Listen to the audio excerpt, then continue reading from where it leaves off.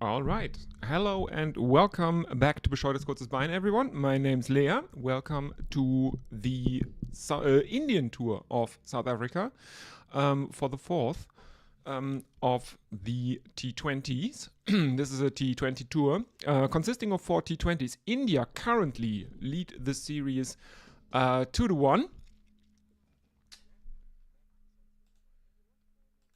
Just have to mute my own feed here. That's pretty distracting. I'm sorry. You shouldn't have heard that. Okay, so India lead the 4 T20 series. The 4-match series. Let's put it that way. They lead the 4-match series 2-1, having won the more high-scoring matches in this series. The one time it was a bit low-scoring in the second one, South Africa prevailed. So the series is in so far still alive as South Africa can still draw it. India, on the other hand, I think they dropped the shocker during the T20 World Cup. Yeah, if you want to get in touch with the stream, you can do so over there. There are Twitter and Blue Sky. Blue Sky, obviously, right now, the site to use. A lot of new people on that site over the last 3 or 4 days. So yeah, if you want to use Blue Sky to get in touch with the stream, that's fine. You can of course use the YouTube chat. Please behave, everyone, in the YouTube chat. And we already have Matley with us, who says, "Woof, love and sausages." Hi, Matley. How are you? Nice to have you with us.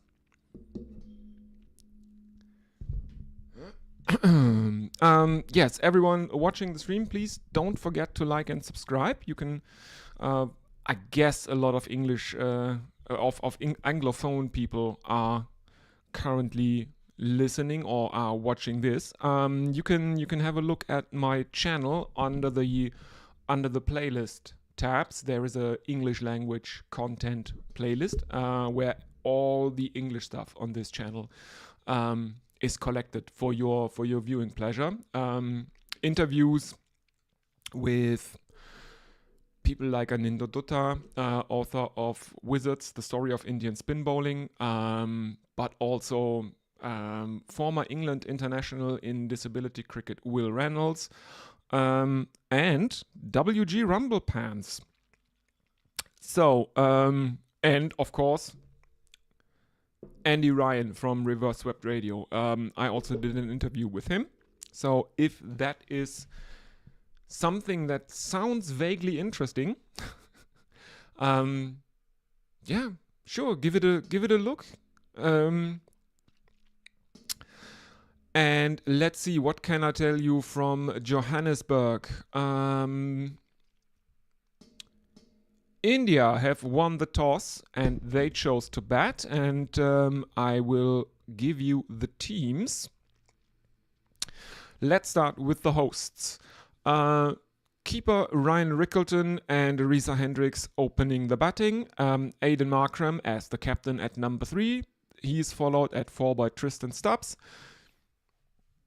Henrik Klaasen is also designated as wicketkeeper at number 5 on the team sheet here. Let's see who takes the gloves once they take the field.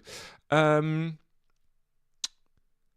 6 is David Miller, Marco Jansen at 7, Andile Similane and Gerald Coetzee making up number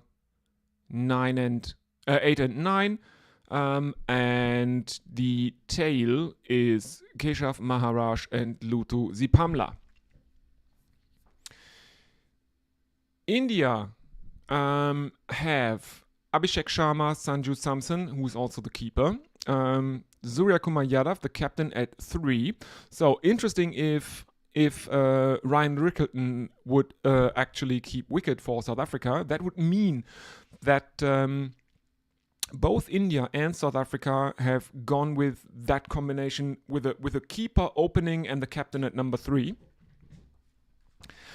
At number 4 for India is Tilak Varma. He's followed by Hardik Pandya, Rinku Singh, Akshay Patel, Ramandeep Singh, Arshdeep Singh, Ravi Bishnoi, and Varun Chakravarti. There's a lot of Singhs in that India side. Has to be some sort of record, one would think. Let's have a look. And Matli says, "I'm good, thanks. Yourself?" Well, I'm quite fine because I had my birth certificate changed this week, and new passport and stuff like that. Everything that comes with that. So, yay me. That was really a good feeling earlier this week.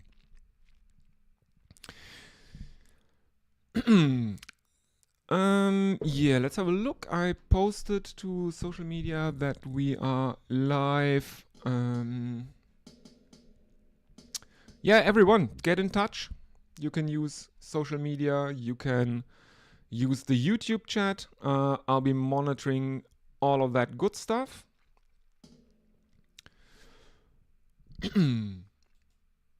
Get in touch. Let me know if you are one of the people that recently migrated over to Blue Sky and found my channel this way. As we are now seeing some pre-play interviews with... Who's that?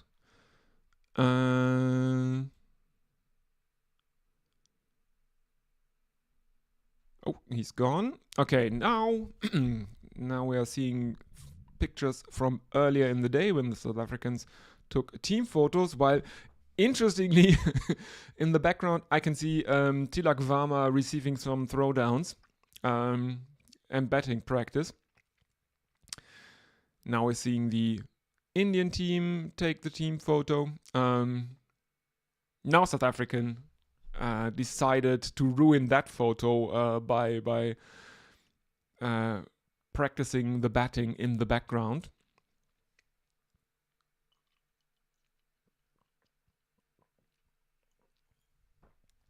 Some crowd shots from the Wanderers now. Seems to be a pretty good crowd in. Of course, India is always a very, very big draw. Everyone knows that. We have Sean Pollock out in the middle as the, well, basically as the analyst probably. There's also a good contingent of Indian fans out in the stands, as we are now seeing pictures of the terrace.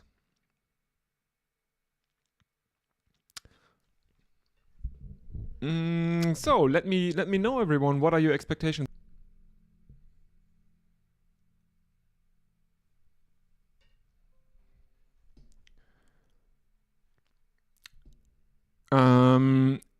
If the stream is buffering for you, that might actually be a bit of a problem on my end. I've had 2 short disconnections, so don't panic. It's probably the very, very old German IT infrastructure.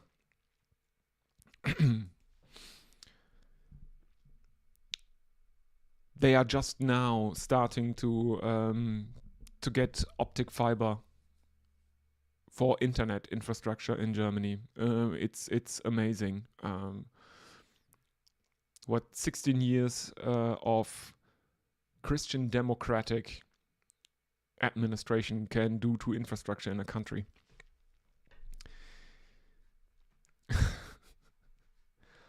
Let's see if I can find out something about the pitch. Apparently we are pretty much in the center of the square. So the boundary is 62 meters on one side and the other is 66. 86 meters straight down the ground. Pollock reckons it looks very, very good and there is a decent grass covering.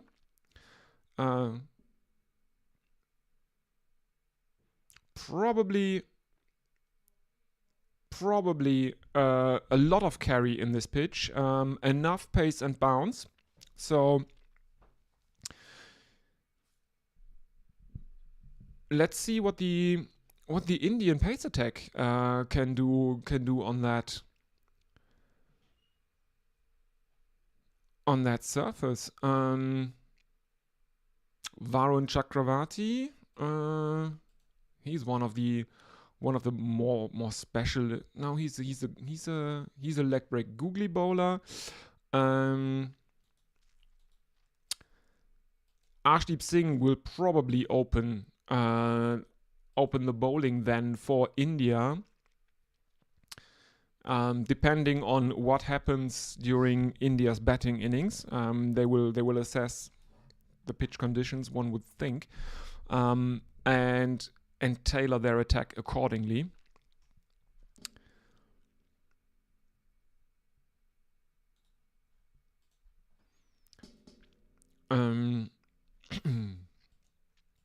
Ramandeep Singh and Arshdeep Singh are probably going to be the opening pair for India. India very, very spin heavy in this match. Akshay Patel, Ravi Bishnoi, and Varun Chakravarti. Pandya is definitely going to play the role of an impact bowler. He will bowl crucial innings when a partnership is threatening or starting to get out of hand for India, one would think. This, I think, is also the first time in the series that India have won a toss. They have lost, I think, the first 3 tosses in the series. Oh. Missed that one. Sorry, everyone. Not that it hides a lot of stuff on the screen. Okay, but here we are, 3 minutes away from the start of play.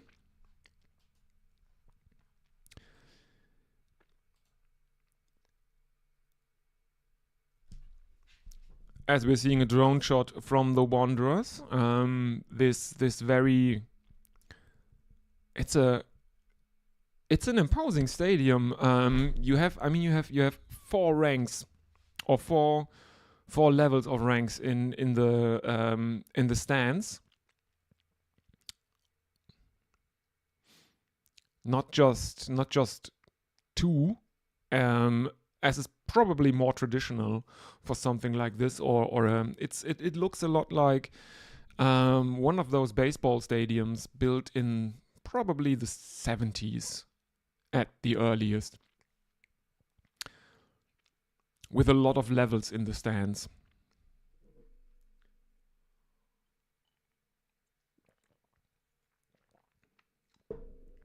Anthems are underway, beginning with the South African one, or currently the South African one.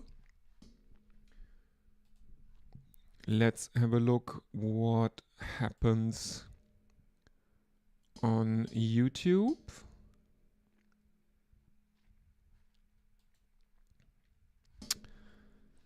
Not that much, I think. Okay.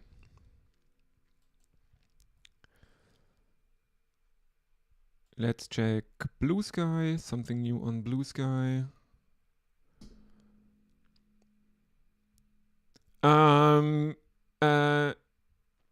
Jesus El Choro says, Cricinfo has Klaassen shown with the wicketkeeper symbol, although both Rickleton and Klaassen described as keeper batters. Yes, exactly. That was the thing I read on the scorecard.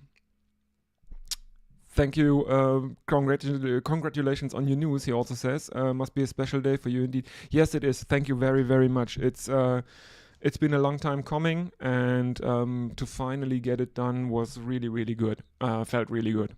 Thank you very, very much. So I guess you found me through probably the cricket starter pack. Is that right? Please let me know. And yeah, recently I think the cricket starter pack added Aninder Dutta, who is over on Blue Sky as crick writer. No underscores or spaces or anything like that. Just at crickwriter at bluesky.social. All lowercase.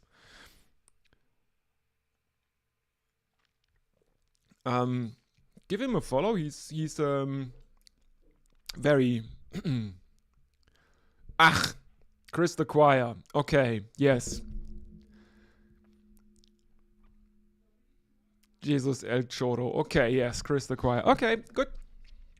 Okay, then I don't think we. I think we know how you know me then. Excellent. And it looks like there is action starting very, very soon at the Wanderers. We have the batsman coming out into the middle. The South Africans are doing their final warm-up stretches. And Abhishek Sharma and Sanju Samson are opening the batting for India. There we have Sanju Samson, 30 years old right-handed batsman. He played 32 innings in his T20 career. He made 701 runs at an average of 24.17. Abhishek Sharma, 24 years of age, left-handed batsman. So India start the innings with a left-right combination. His average only 22, but he boasts a career strike rate of almost 170 in T20 internationals, which I think is really rather good because I think in T20 in T20s as a whole, average is basically overrated. I think it gives you a better idea of the quality of a batsman in T20s if you look at the sum of average and strike rate. And if that is over 150 or 160, you're looking at a pretty handy player, I would say. So a sum of 190 is really, really useful, I would think.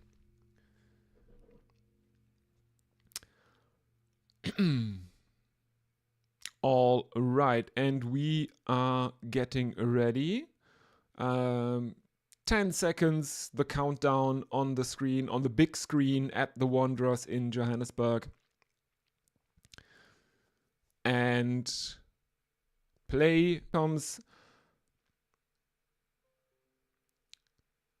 Left arm around the wicket to the right-handed Samson, but bowls the first one down the leg side and is given as a wide.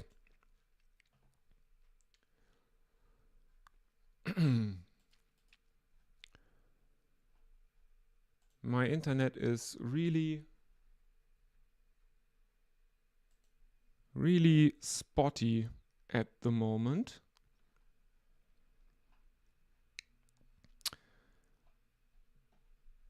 Yeah, so Janssen begins the innings with a wide. Next one is a dot ball,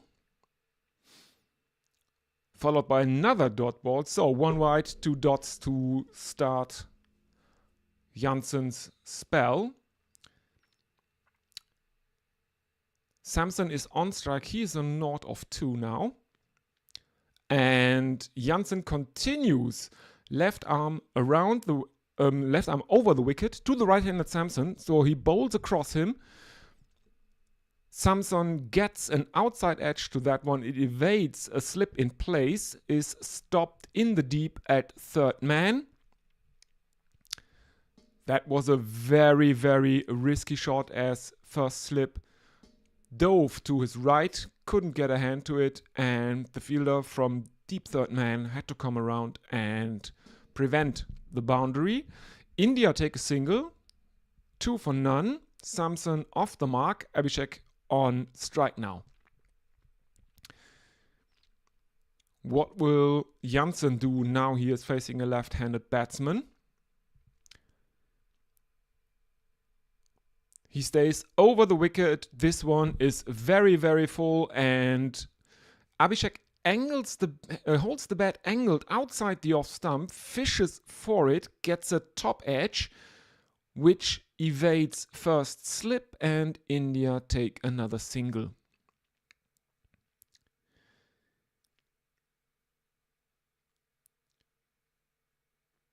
This one, India living very, very dangerously here, because first slip got a hand to that one. Couldn't hold on though. And Abhishek gets alive. Next one, left arm over the wicket to the right-handed Samson, who hacks that into the leg side, and another single to end the over after... Is it the end of the over? No, there was a wide in there.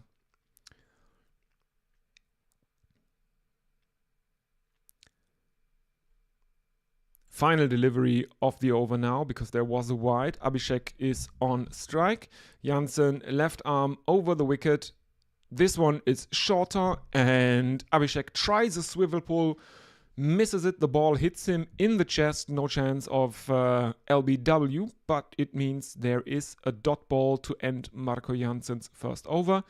India after 1, 4 for no loss.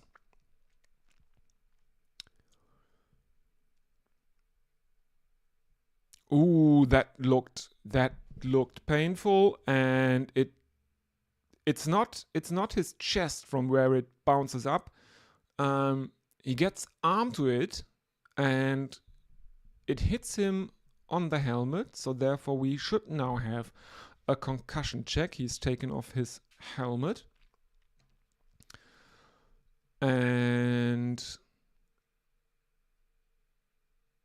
yes, clocked on the helmet. There is the physio out in the middle. The umpires are standing nearby. Concussion check is in place because, of course, this is now the standard procedure, because we all know that concussions are nothing to take lightly.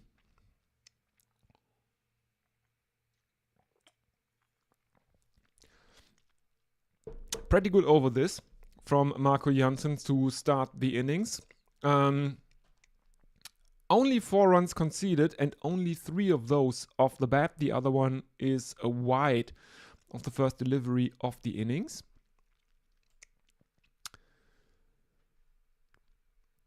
Let's see. What else do we have? Do we have any more? No YouTube chat. And there is a new message on social media, but it's just people liking the announcement of the stream. Okay.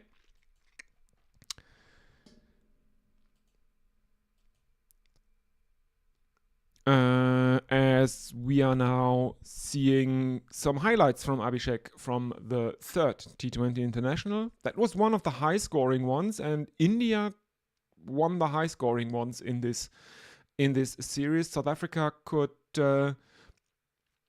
win a relatively low-scoring one.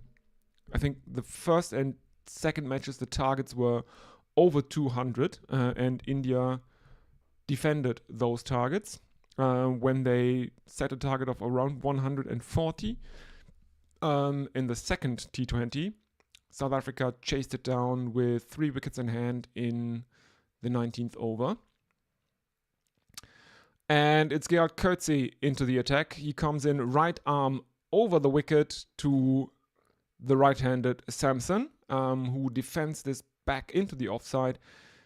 Coetzee fields it. There is no run. India remain on 4 for no loss. After one delivery and the second over is bowled. Samson is on 1 and Abhishek is on... Samson is on 2 and Abhishek is on 1. I'm sorry. Yeah, it's been short notice for me as well.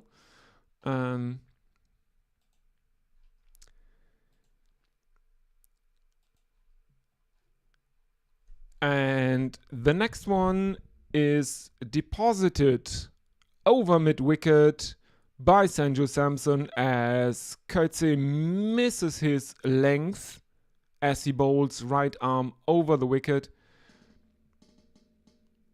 This one bounces quite a bit. It is a bit short of a length, but I was a bit surprised by the bounce, and it is pulled over the leg side. There is the first 6 of the innings, the first boundary for India, who move on to 10 for no loss.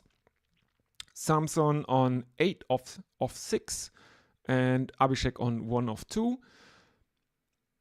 Next one is further outside off stump. It's also bouncing quite a bit, and Samson tries an aerial cut, misses it.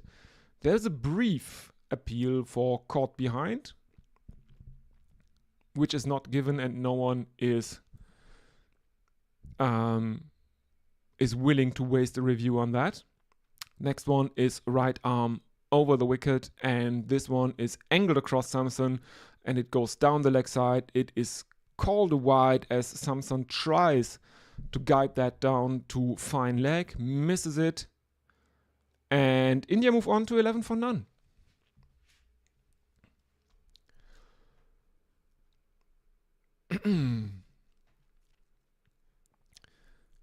Coetzee continues right arm over the wicket, and this one is cut away for 4 runs behind point by Sanju Samson. India 15 for no loss, 2 boundaries in the over now for India. Samson's strike rate now 150. As he hits 2 boundaries in the over, the only boundaries so far for India. 12 of 8 now. 2 deliveries left in the over. As Samson asks for a bit of time. And now Coetzee continues. Right arm over the wicket. And this one is a cover drive from Sanju Samson. 2 fielders coming around to field it. A single for India. There is still a stip in place for Gerald Coetzee. 1 delivery left in his first over. He has conceded 12 runs so far. India 16 for no loss. And I can see the field. There is now there's a backward square leg. There is a slip. There is a mid on. There is a mid off for Abhishek, and this one is played directly towards mid on, and there is no run. So after 2 overs, India 16 without loss. Abhishek Sharma on 1 of 3 deliveries, and Sanju Samson 13 of 9. Run rate of 7.84. Let's have a look at social media. Mutley, still the last YouTube chatter. Oh, perhaps there's something on Twitter. I think Twitter is something that I will sooner rather than later retire, I think.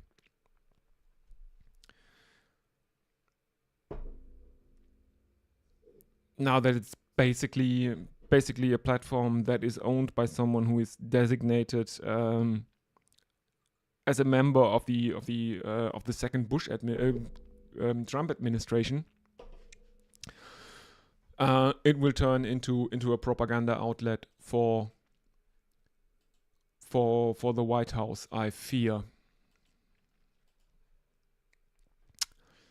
Anyway, Janssen continues, and Janssen bowls back of a length outside off, and Samson takes a single.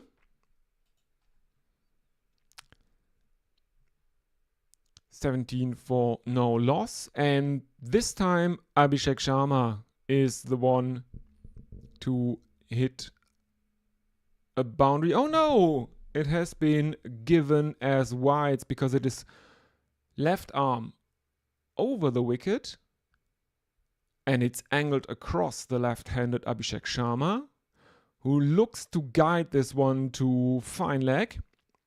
Misses it completely though. Too bad for Heinrich Klaasen that he also misses it. And that is a boundary which will go down as 5 wides.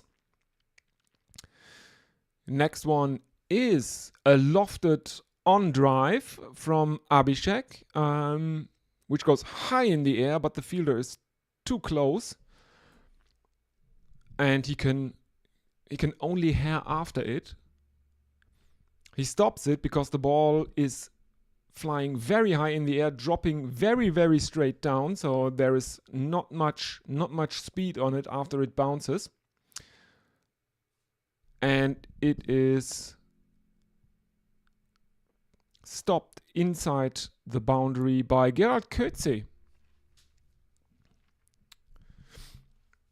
So India only take a couple. Abhishek on 3 of 4 now as Janssen continues. Left arm over the wicket, and this one is outside the off stump. Abhishek looking for a cut with an angled bat outside the off stump, misses it completely, and Klaasen gathers it.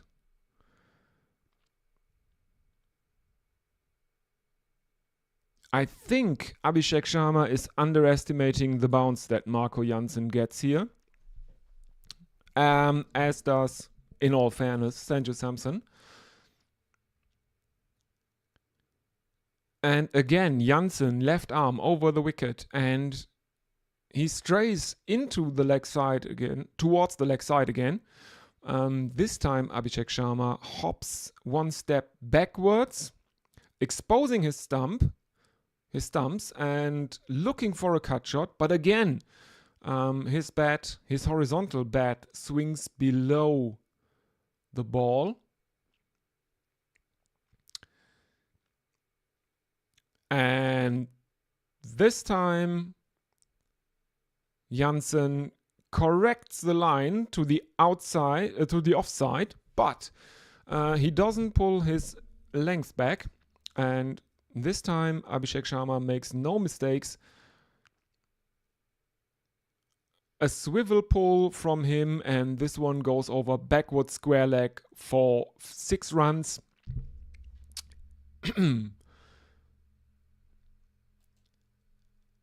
India not looking very comfortable with the bowling attack. They are 30 for no loss after 3 overs, so that's the good news for India.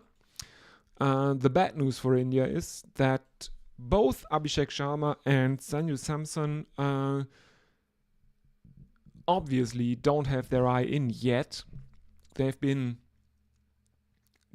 underestimating the bounce these South African bowlers are getting consistently.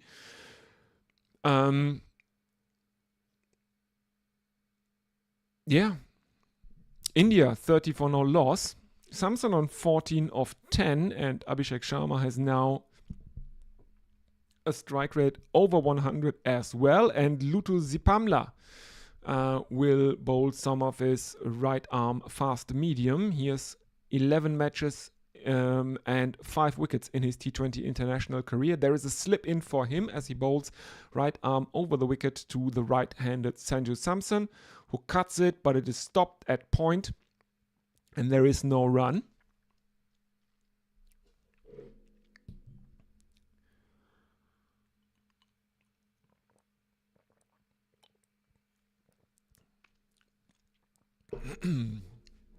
Aiden Markram seems to be adjusting the field a bit, but I'm not seeing pictures of where the fielders are going, which is a bit unhelpful.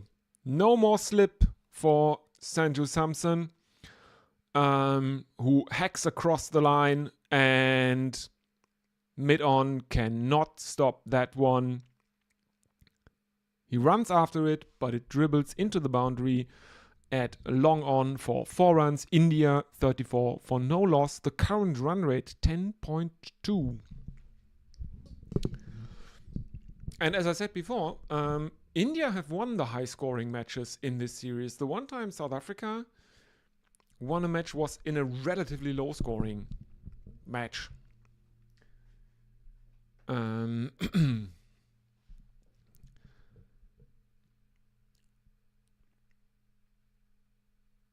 Sipamla to continue, right arm over the wicket.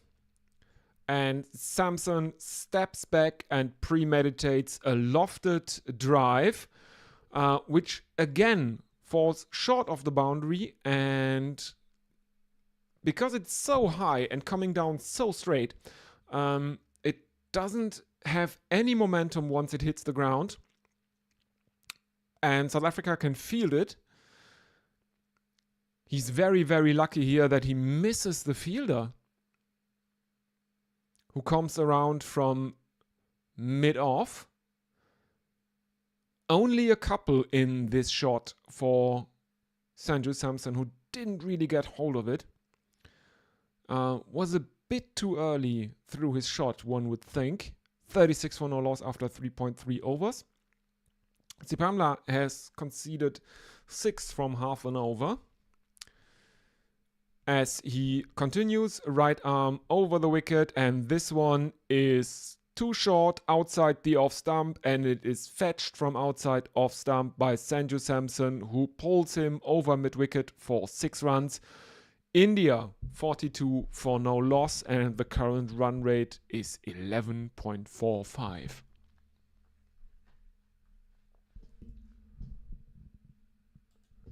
Let's have a look. Nothing new on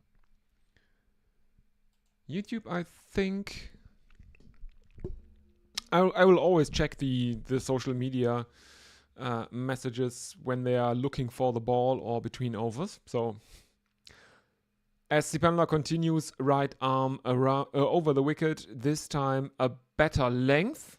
This is very, very full, and Samson can only keep it out of there. It is fielded by cover, but India steal a single. Abhishek now on strike for the last delivery of Luto Sipamla's first over of the match. He has thus far conceded 13 runs with 1 delivery left in the over.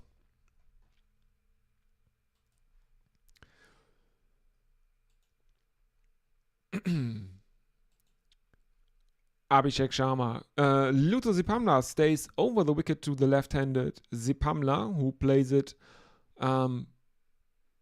backwards of point, and they take a single. So Abhishek Sharma hogging the strike here.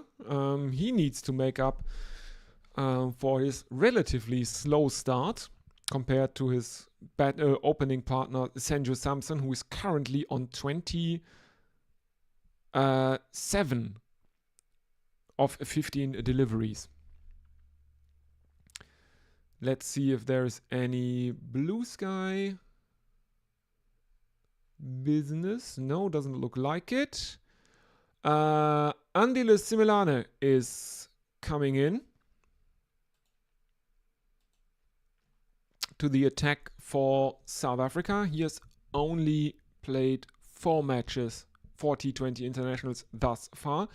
In he comes to the left-handed Abhishek Sharma, right arm over the wicket, and Abhishek steps back, exposing his stumps, but he punishes Similane over point for another 6 runs. India bring up their 50.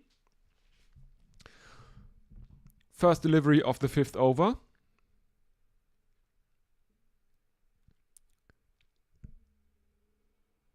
Oh, this is a risky shot. He dances down the track while also exposing his stumps and slicing him over the offside. And that ball is gone. It's gone over the stands, bouncing once on the roof. And I think they will need to find another ball, find a replacement ball for that one. First delivery of the 5th over. That was also the longest 6 of the innings, 91 meters. Sanju Samson has made an 86, which is the second longest 6 in the match.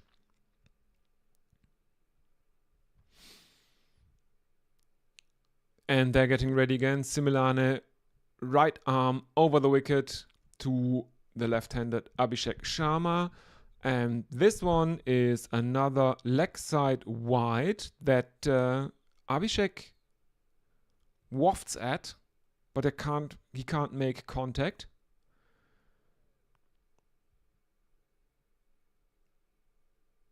There are creepy looking robots in the South African colors out there in the stands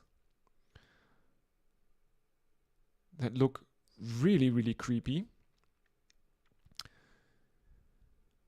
And the next one is too short by Similane, and Abhishek Sharma takes the second 6 of the over off him. India 57 for no loss after 4.2 overs. This one, a more classic pull shot. Stationary, didn't dance down the pitch, didn't expose his stumps, just picked up the length out of the hand and pulled him over the leg side for 6. 57 for no loss. He is making up for his slow start. Next one, right arm over the wicket, and again Abhishek takes a step into the leg side, dances down the pitch and slices one over the slips. There is no cover in the deep for Similane, and this one is another boundary. This time it's a 4. And in the replays, it doesn't look like the ball is going where Abhishek Sharma is expecting it to go.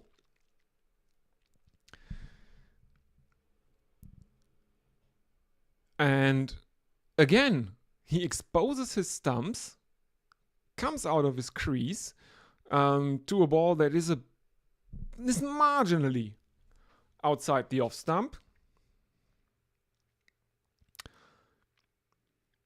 And tries to slice it over the offside, but this time he can only find point, and there is no run. 61 for no loss after 4.4 overs. Right arm over the wicket, and this one is very leg sidey. And again Abhishek Sharma taking a step backwards, exposing his stumps, playing a cut, which is again stopped at point, and there is again no run. Interesting tactic here from Abhishek Sharma. Looks like he's trying to become the Indian Phil Hughes, maybe. with a repertoire of all of 2 shots. A cut in the pull, which is rather risky for an opener, one would think.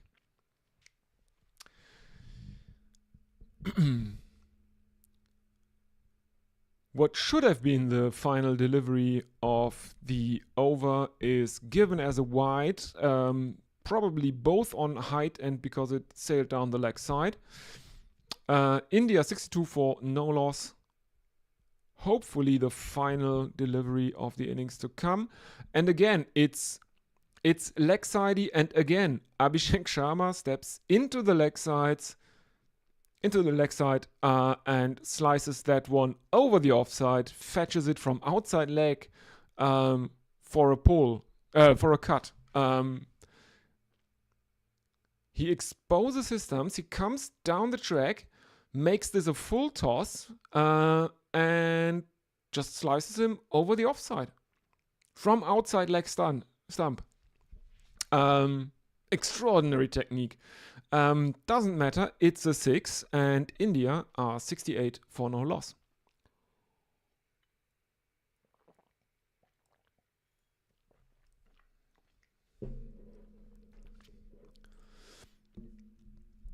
This must be demoralizing for the South African bowlers. As Gerald Coetzee continues, aborts his run-up, the ball is declared that he would have bowled right arm over the wicket. I don't know what the problem is. Coetzee has conceded 12 runs in his first over. Now we see him on the way back to his mark in conversation with Captain Aiden Markram. He's getting his cap back now from the umpire. Has he hurt himself here in his run-up?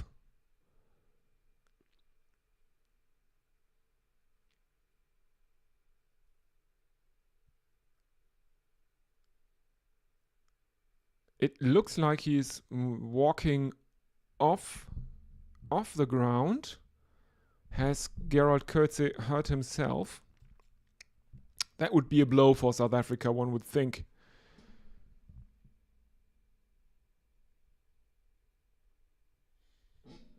Yes, apparently Gerald Coetzee is walking off, and in his place it is Lutu Sipamla who will bowl the 6th over. India 68 for no loss. The current run rate is 13.6. And yes, looks like Coetzee has hurt himself. He's walking up into the pavilion. Samson plays one out to mid-off. There is no run. India remain on 68 for no loss.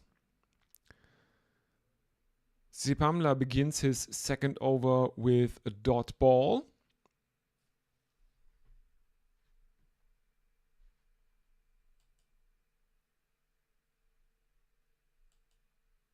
Let's have a look. And Sipamla continues right arm over the wicket. This time it is played out towards long off again. But this time Sanju Samson decides to steal a run. The ball is fielded at mid-off and thrown back into the middle. Almost overthrows, but there is someone backing up at the striker's end. Nowhere near a run-out chance. India move on to 69. Nice. For no loss. Sipamla, third delivery. Right arm around the wicket, this time to the left-handed Abhishek Sharma. But I think he bowls too leg-sidey. Ball pitches probably on leg stump. And Abhishek Sharma does what Abhishek Sharma has been doing for the first part of this T20 International, steps into the leg side and cuts the ball from outside leg stump. Can only find point though, and there is no run.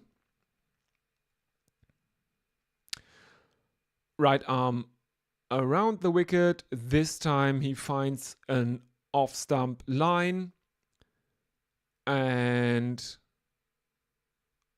this is played towards point, where it evades a fielder and dribbles into the boundary.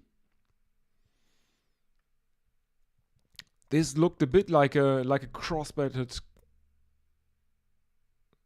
No, he's trying the drive. Well, it's a very square drive. Anyway, success makes right.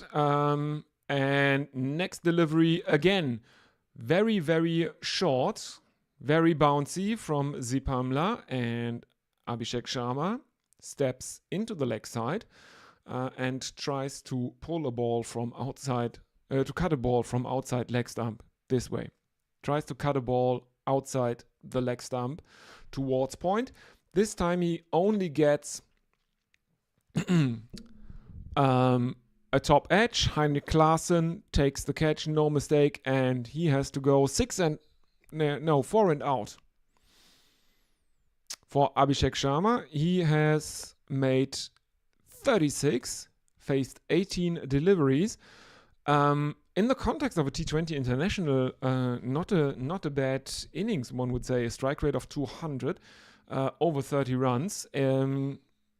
That's definitely a platform for India here in this fourth T20 International, because I mean we are in the sixth over, and India are 73 for 1.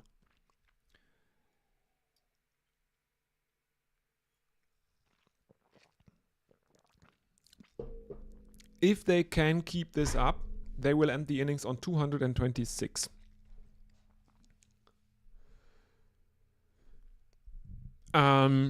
Which one would think they would be very, very happy with, because they have been winning the high scoring matches in this series. 2 of the matches were really, really high scoring, targets over 200, and India won those.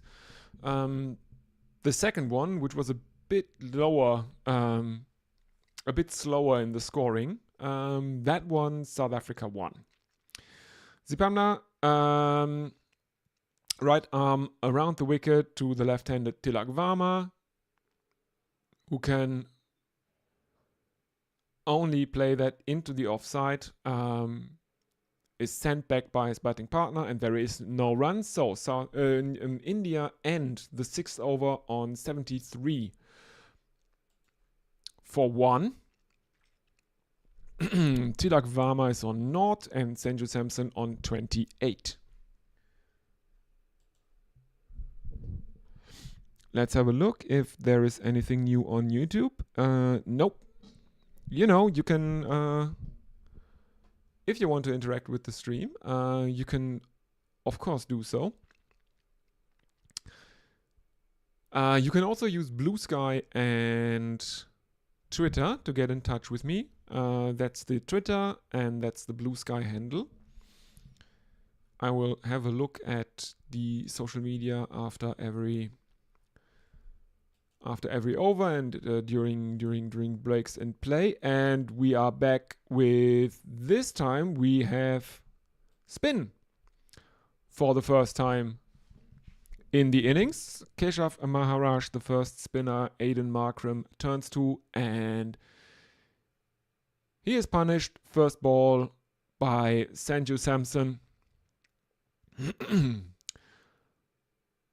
who plays him out over cover for a 4 boundary of the first ball.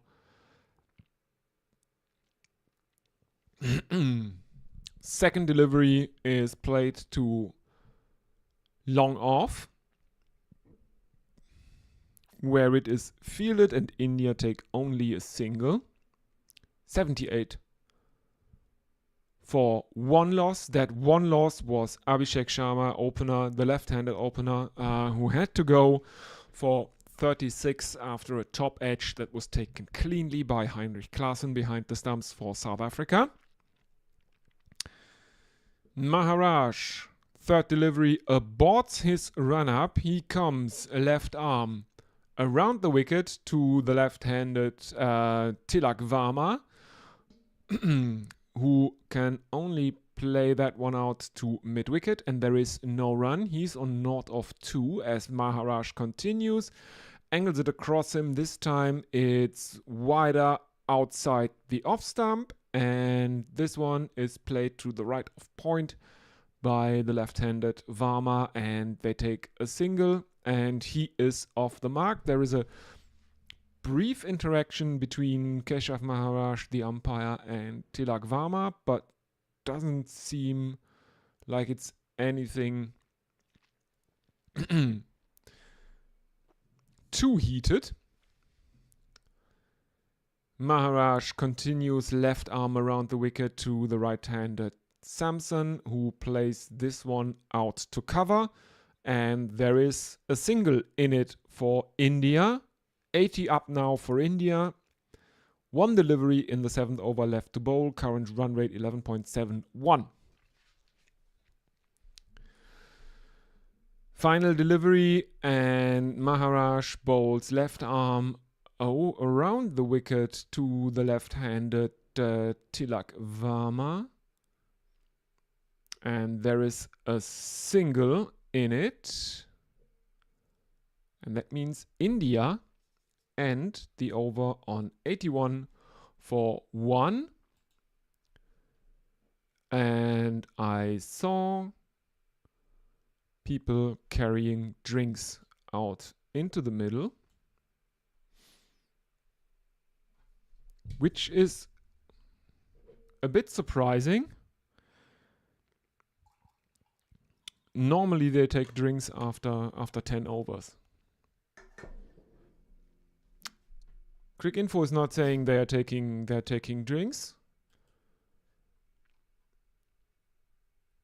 but I'm absolutely certain I saw someone carrying one of those bottle racks that always look like something from, I don't know, 1930s Americana.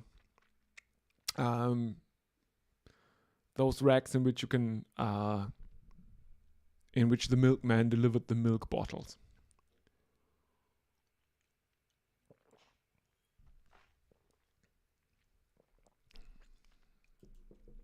Let's see if they updated it.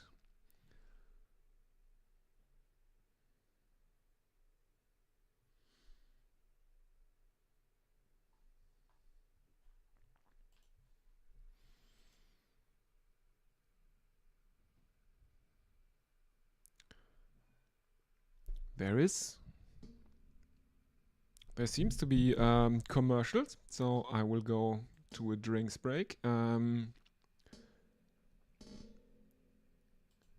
Don't worry, I will be back with you if the action continues. And in worst case scenario, you won't miss much.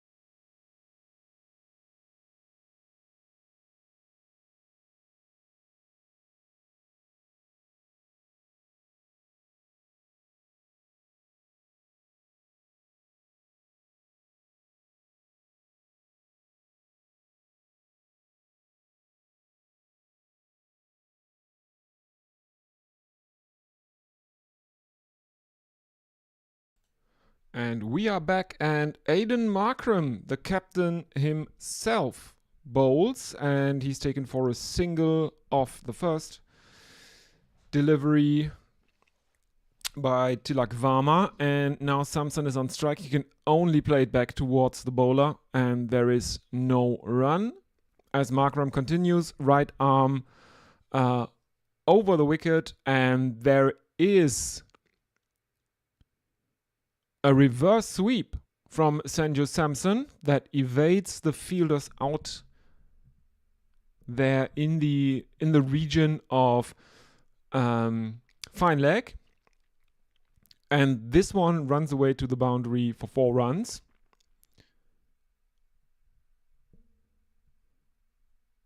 And Markram continues, right arm over the wicket, and this one is played out to mid-on by Samson, and there is a single in it. India 87 for 1, as we see Gerald Coetzee stretching out near the boundary. He looks like he's testing what he can, how good his leg is. He seems to have pulled a leg muscle. Another single for India, this time from Tilak Varma, as Markram bowled to him right arm around the wicket. So Samson back on strike, and I guess that Markram will... No, Markram continues around the wicket, and this one is driven to mid-on by Samson.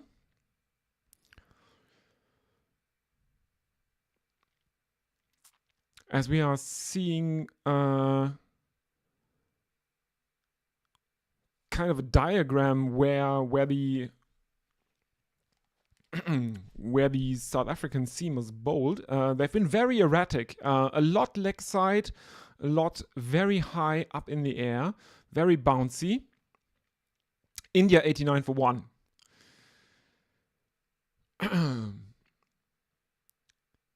As Keshav Maharaj continues, he will bowl the 9th over. Left arm around the wicket to the right-handed Samson, who plays it to long on. And India take a single. Tilak Varma back on strike. 90 up for India. The run rate is above 11 for the first 8 overs. The projected score has come down a bit, all of 6 runs since I last mentioned it. 220 runs, the projected score for India, if they do not accelerate and don't slow down.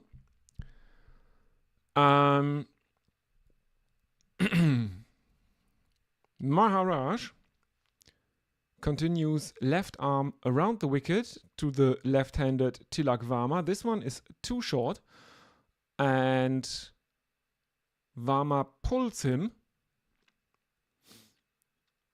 with the spin over mid-wicket, who salmon leaps, can't get a hand to it, and it bounces into the South African dugout. Keshav Maharaj can't believe what's happening because it has been pulled for 6, and it looks like he has been pulled for 6 2 times by Tilak Varma.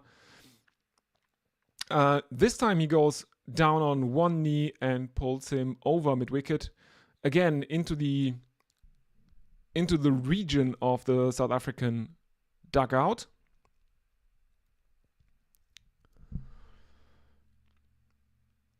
Next one is played out to long off by Tilak Varma, and they take a single. 103 for 1 after 8.4 overs. 2 deliveries left in Keshav Maharaj's second over. He has conceded 14 runs in his second over. Samson on strike now, and he drives Maharaj, who bowls left arm around the wicket, drives him towards cover. There is no fielder there. And that's a boundary for Sanju Samson. Now Sanju Samson is doing the Abhishek Sharma, taking a step back towards leg, exposing his stumps, playing through the offside.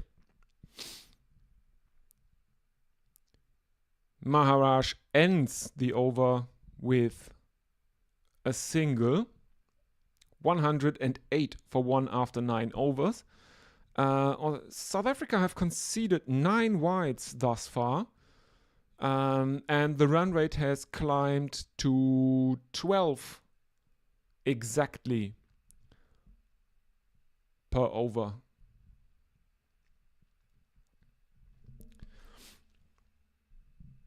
The 9th over, has been the second best of the Indian innings. The best was the first, but was the 5th one inside the first power play that yielded 24 runs for India's efforts. And Sanju Samson is now on strike. He faces Tristan Stubbs for the first time this afternoon.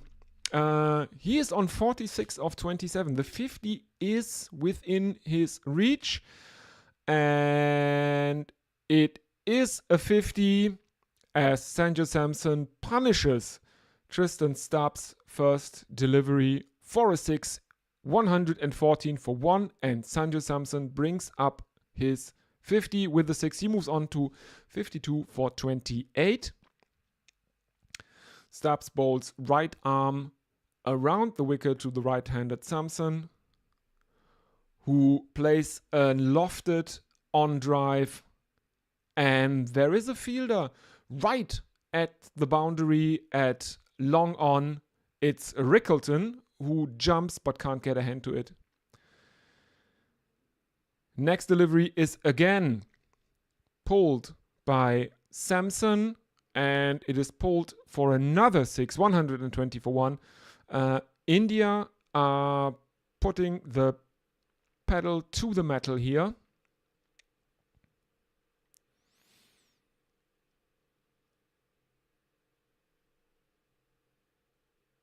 Stubbs is not bowling that short, but there is a lot of bounce in this pitch, it seems, which allows the Indian batsman to pull deliveries that are on a length, basically. 120 up for India. 4 deliveries left in Stubbs' first over. And this one is stopped by Rickleton at long on this time. India only take a single as Samson again tried a savage pull shot. Missed that one a bit. 121 for 1, and the partnership is worth 48 right now. That last 6 hit a lady in the audience on her left cheek. She has been giving an ice pack to cool it.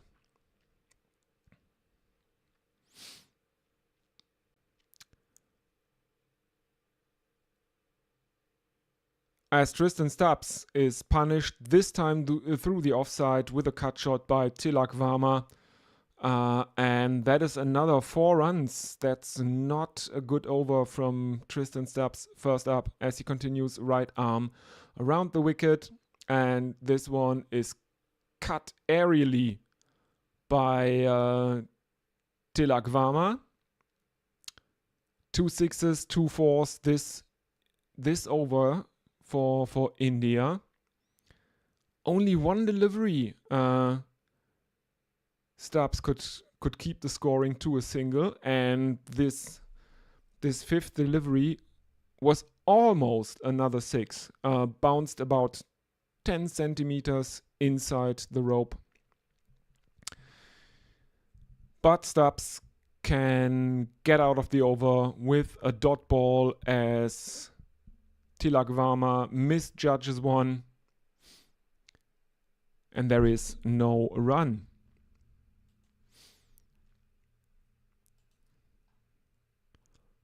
Still, India after 10 overs, 129 for 1.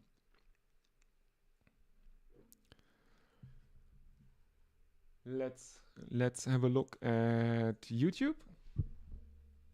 Hattie is with us. Made it. Hello, welcome, Hattie. Welcome.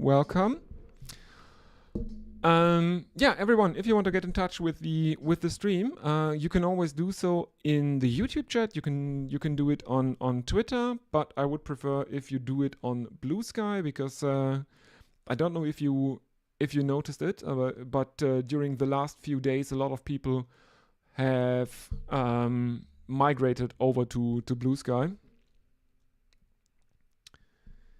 And let's have a look at Blue Sky.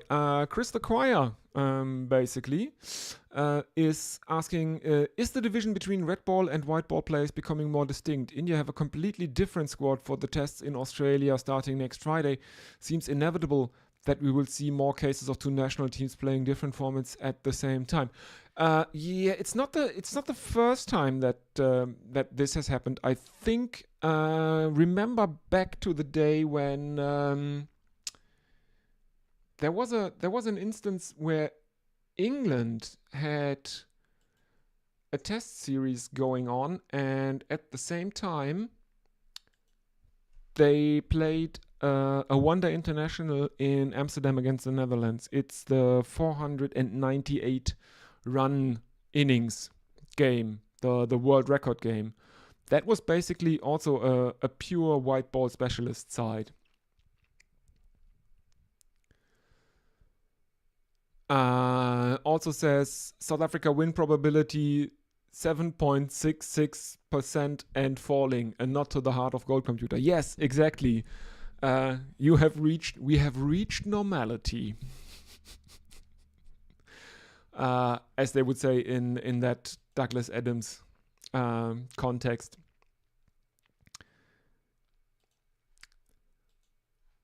There is some sarcastic remark from the computer after that.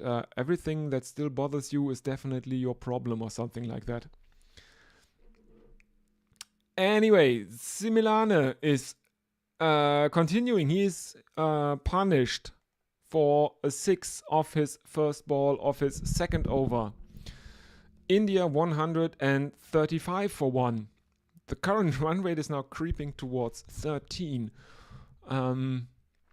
Next delivery is a bit of a comeback, only a dot for India, but then Samson can rotate the strike with a single. India 136 for 1 after 10.3 overs. Tilak Varma is back on strike. He's on 25 of 12. And Similane has conceded 31 runs of his 1.3 overs. What happened there? An attempt at a swivel hook by Tilak Varma, but he falls over and is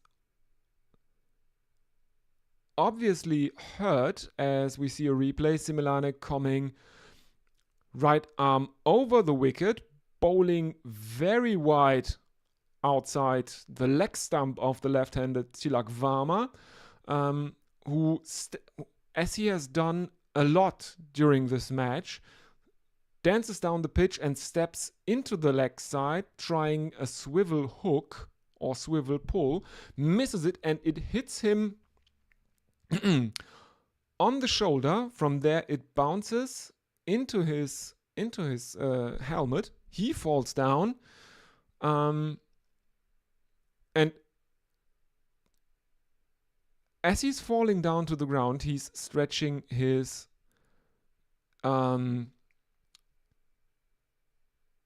bat out towards the crease, as we are now seeing replays as Tilak Varma is on the ground. He has an ice pack on his shoulder.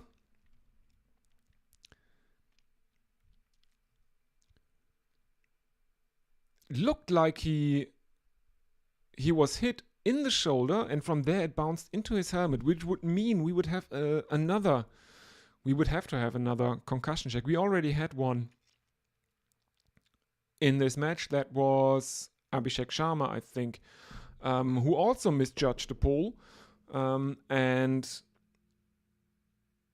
he also was hit on the upper arm from where it bounced into his helmet. And of course, because the helmet was hit, there was a concussion check. There is a lot of bounce in this pitch. I'm a bit concerned that this might mean that the ICC will penalize the Wanderers, because apparently also the South African bowlers are underestimating the amount of bounce they get. We saw earlier in the innings we saw the spread of where the balls reached the batsman, and it was very, very scattershot where the South African bowlers were bowling. There was a lot of stuff that reached the batsman almost at shoulder height, a lot of balls going down the leg side. And they haven't been bowling that short, I would think, but they've been getting a lot of bounce. The Indian batsmen have underestimated the bounce quite a lot. There was not really the danger of a bottom edge. The ball always seemed to beat the top edge if the Indian batsman missed a cross-batted shot. So one would think that they were underestimating the bounce.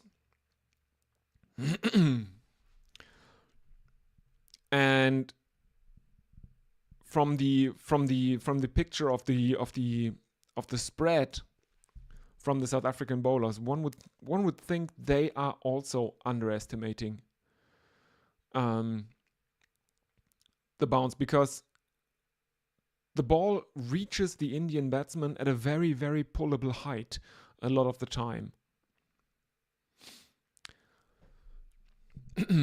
Now, what is going on here? We are seeing a replay, and they are looking into if this is a 4 or a 6, and it looks to be another 6. It's hit the cushion on the full. That was Tilak Varma, and that should end the 11th over. India 142 for 1. 13 runs of this over. The current run rate is hovering just a tad below 13.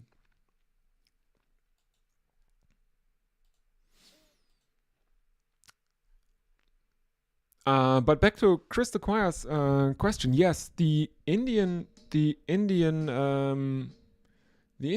has done that relatively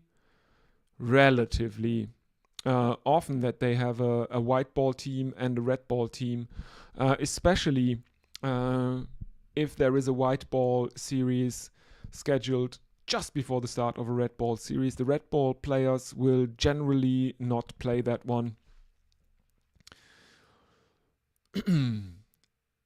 Zipamla to continue, and the first one is guided towards backward square leg by Sanju Samson. There is no run.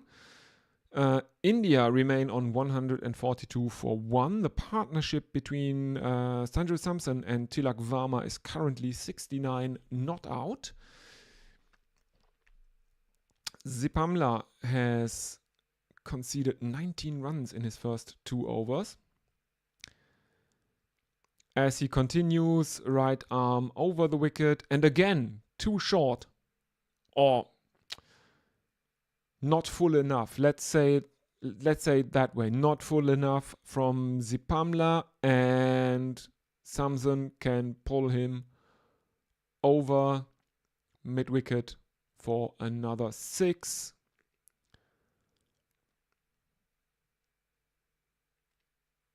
This is a delivery that arrives at almost shoulder height at the batsman. And they have been relatively adept at playing bouncy or short bowling in this innings so far. Next one is clipped off his legs by Samson, and they can only take a single.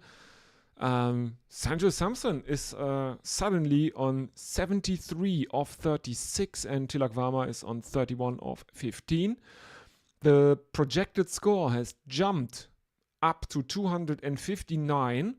After the last time I looked at it, it was at 220. India 149 for one away from the 150, and Tilak Varma is on strike. The current run rate is 12.96. As Sipamla continues right arm around the wicket, and this is brutally slogged over long on. 6 runs for India, 155 for 1, 11.4 overs gone. Sipamla has conceded 32 runs thus far in the innings.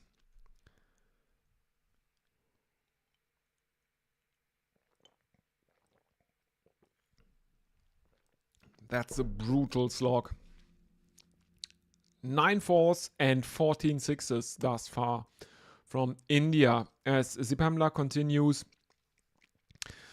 right arm around the wicket. This one is squeezed out towards mid-wicket by Tilak Varma, and they take a single. They take a single. Samson back on strike for the final delivery of Sipamla's third over. In he comes now. Right arm over the wicket to the right-handed Sanju Samson, and that's a straight lofted drive over the head of the bowler, and that's another 6. So India 162 for 1 after 12 overs. Lutu Sipamla with an economy of 13.0. He has taken 1 wicket, so there's that. For him, the only wicket to fall thus far in the match for India. Sipamla took that one. But this delivery was right in the slot, and Sanju Samson made no mistakes. That was a really, really straight lofted drive over the head of the bowler. And India are on their way to make the highest first innings totals at the Wanderers in T20 internationals. The highest one is by Sri Lanka against Kenya, which, okay. But the highest against a full member of the ICC is 231 by South Africa versus the West Indies, and that should be within reach of this Indian team because the current run rate is 13.5. And Keshav Maharaj continues left arm around the wicket, and he bowls this one across Tilak Varma. It pitches outside his off stump, and this time Tilak Varma steps out into the offside and pulls this over fine leg for 4 runs.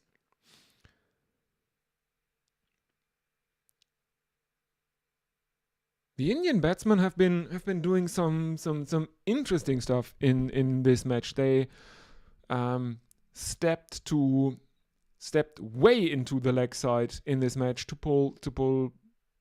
cut deliveries that arrived outside the leg stump to cut them. This time he stepped way out into the offside to fetch a delivery that was almost wide outside the off stump to pull it. Next delivery was a dot, then there was another wide, and the next delivery is again pulled by Tilak Varma for another 6. That's a sweep. Let's call that a sweep. Let's call that a sweep. It's over mid-wicket and it is a 6. Next one is clipped off his legs and there is just a single. So, no milestone in this over for Tilak Varma. He is on 49 and off strike.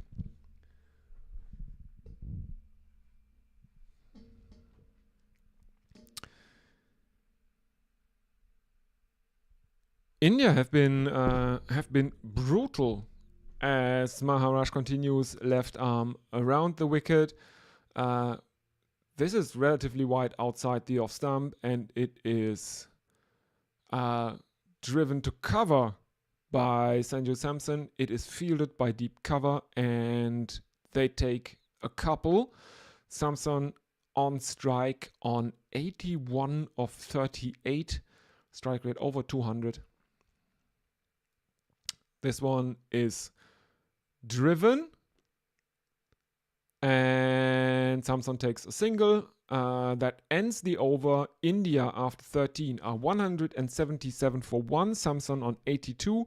Tilak Varma on 49 from 21. Both of them have been going very, very well. Abhishek Sharma, who was the first or the only Indian wicket to fall thus far in the innings, he wasn't doing badly as well. He was out for 36 at a strike rate of 200. That's a pretty good platform, one would think. Looking at the win probability, Crick Info has India at 97.61 at this very moment.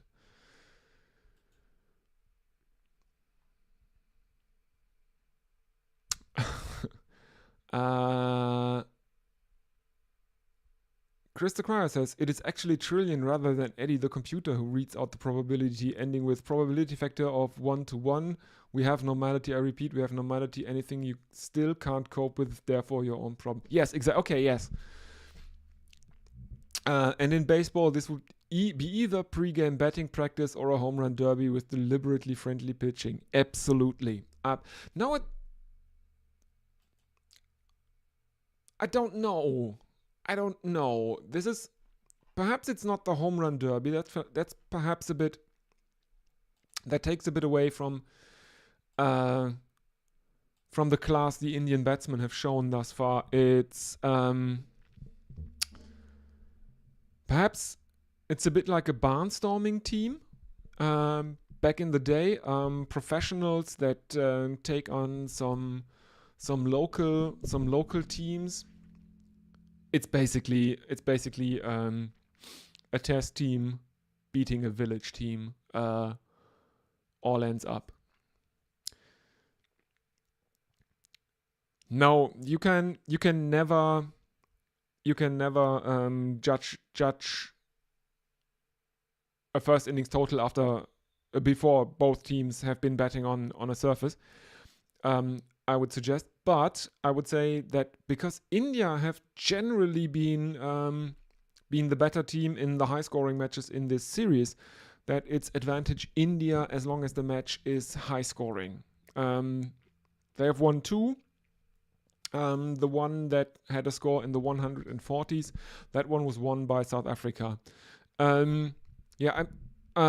Also, it's raining boundaries again because Tilak Varma goes to his 50 with a 4 and he follows that up with a 6. His victim in this case is Captain Aidan Markram.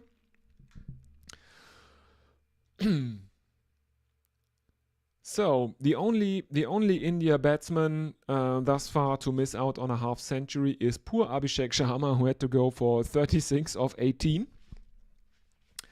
And India are absolutely flying because there is another boundary from Tilak Verma. It's another 6. India 195 for 1 after 13.5 overs. And Tilak Verma is racing along at 65 off 24. A premeditated reverse sweep to a full toss from captain Aiden Markram goes for 6, and South Africa have absolutely lost the plot here. Another one.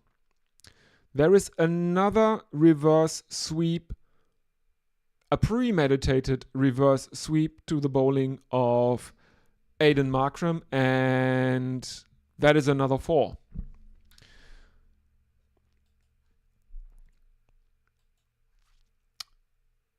"22 runs of the 14th over. India 199 for 1. Still not the worst over in the innings thus far. That was the 5th from a South African perspective.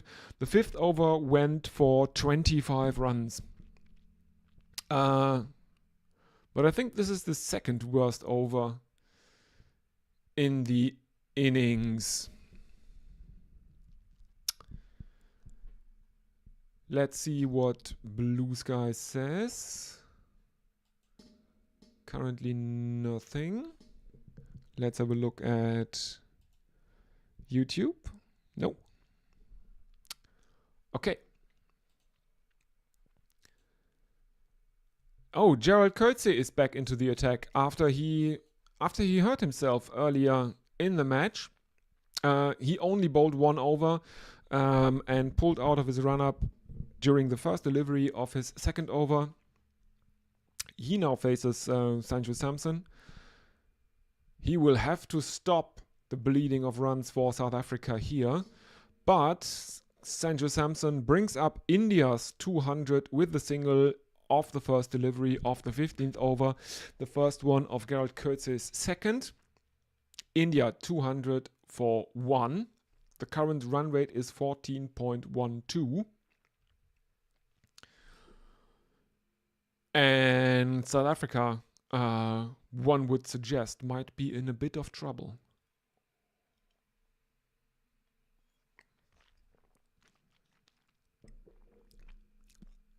Coetzee continues, right arm around the wicket to the left-handed Tilak Verma. And Coetzee is immortal after all. Pulled for 6 runs by Tilak Verma, who is now 74 runs of 26 deliveries. Is that right?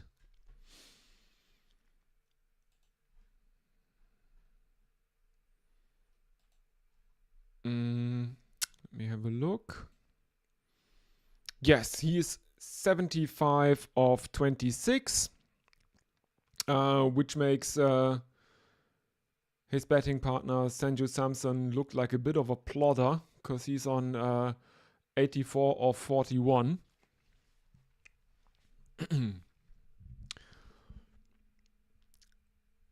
Next one by Coetzee is a wide one. And it is given as such. And here he comes again, right arm over the wicket to the right-handed Sanju Samson. And this one is again very wide outside the off stump. And Samson looks to cut it, misses it, and it is given as another wide. So 2 wides in a row from Gerald Coetzee in this, his second over. Samson on strike.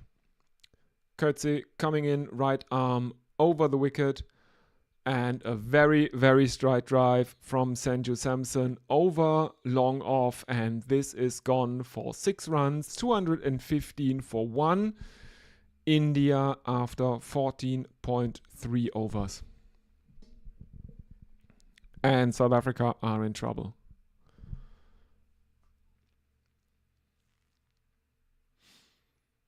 Coetzee misses his length here. That's right in the slot for Sanju Samson, as we see in the replays, and he consequently punishes it for 6. 3 more deliveries to go because Gerard Coetzee bowled 2 wides.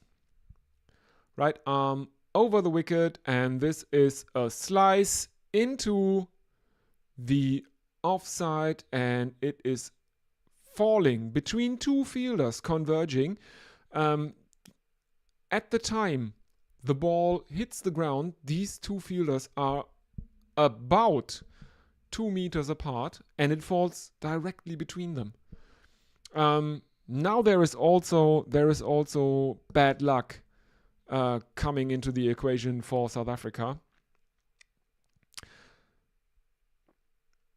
as Sanju Samson was looking to cut this away, but the ball hit the top half of his angled bat, and it rotated in his hands, but he is safe, and South Africa are very, very unlucky here, and that is a drop. Keshav Maharaj might have hurt himself here as he drops a skyer from Tilak Varma, who moves on to 77 from 27 from 27.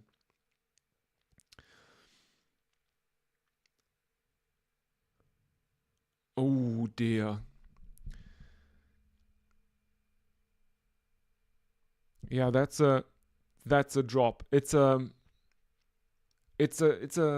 attempt at a cross-batted shot from Tilak Varma,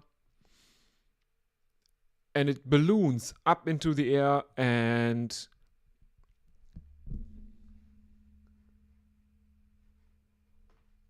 Maharaj is running towards it, but he misjudges the length, falls down, and hurts his shoulder in the process. But it's his right shoulder. It's not the bowling one.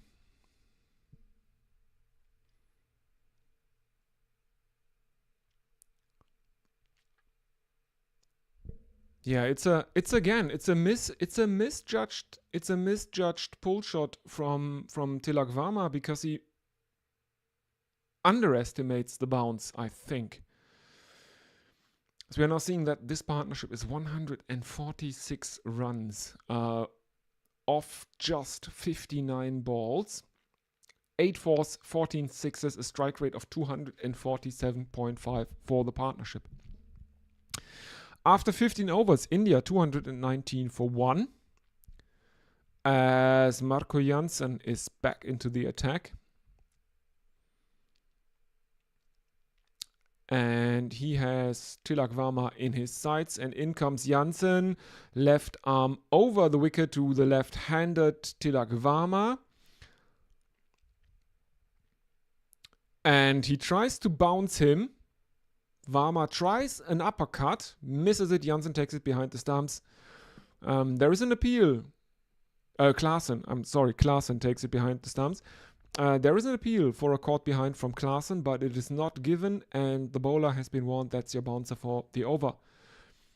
Next one is a squeeze out to third man. That's an outside edge that squeezes out to third man from Tilak Varma, and the fielder coming around, stopping it inside the boundary, but he can't prevent Tilak Varma from bringing up his 80.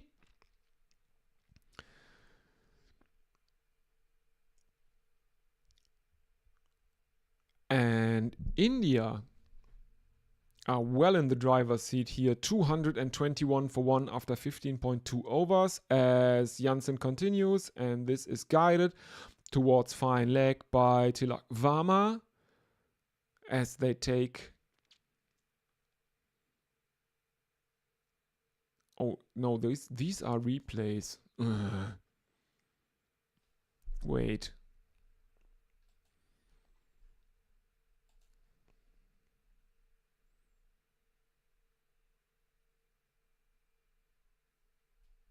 No, the fine leg. Fine leg is correct. There's a single to fine leg in that one. But the graphics have been a bit...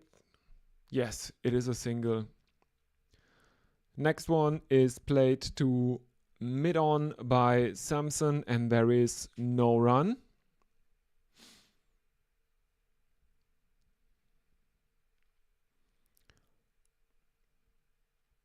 As we are seeing replays, this one, it's Janssen gets a hand to it, can't hold on to it. That was almost a caught and bolt from Marco Janssen. He gets a hand to it, deflects it into the ground, and it is then fielded at mid-on, and there is no run.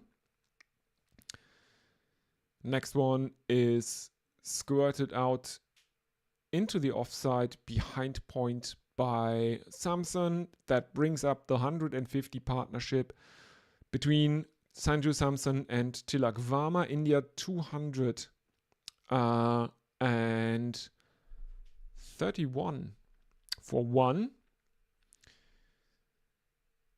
Sanju Samson has made 64 and Tilak Varma 81 during this partnership. 223 for 1 India. Final delivery. And again, outside the left-handers off stump, bouncing. There is an appeal by Heinrich Klaassen from behind the stumps for a caught behind, but it is given a no ball on height. And that means there is a free hit coming up. As we are seeing replays, yes, that arrived at head height, and Janssen had been warned before in the over. And this one is fuller, and it is pulled. It's a filthy hit to cow corner, and it's a 6 because of course it is. India 230 for 1 after 16 overs. The current run rate is 14.38. And South Africa are up against it.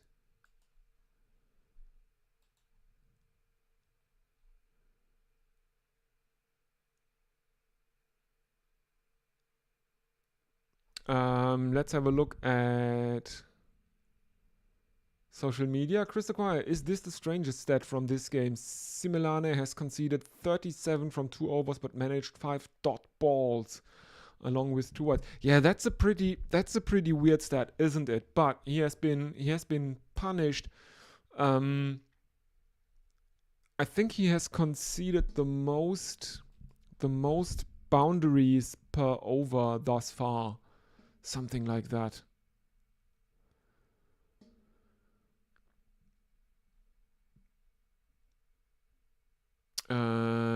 Janssen has 8 dot balls from 3 overs now. He has conceded 2 sixes. Let's have a look at the scorecard. Do they have a...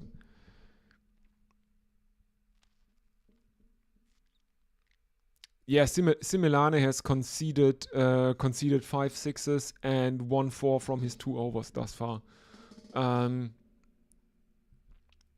Feast or famine from the South African standpoint. And there is a strategic timeout, and I will be back with you shortly.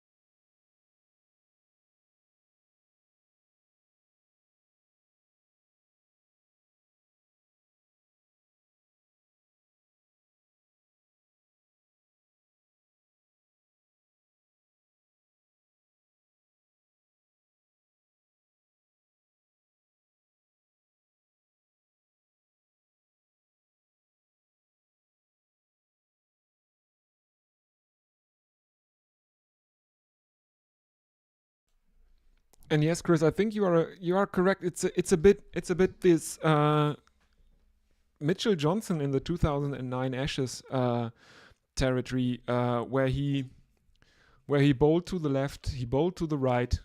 He was taken to the cleaners in a test match to the tune of 6 runs and over, but he did not bowl a wide in a test match. Something like that. It's not as ridiculous as Michael Clarke's Ashes record, because Michael Clarke played 6 Ashes series. He lost 2. He won 2. He lost 4.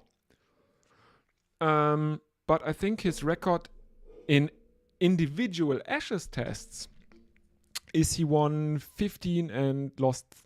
He won 15 and lost 13, or he won 17 and lost 15, something like that. Which is, of course, a consequence of those 2 whitewashes in 06-07 and 13-14 he was a part of.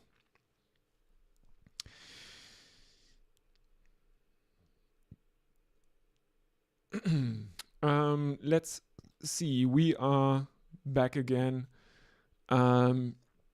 Similane is continuing, and he concedes a further single, another boundary. India take a couple of the third and a single of the fourth.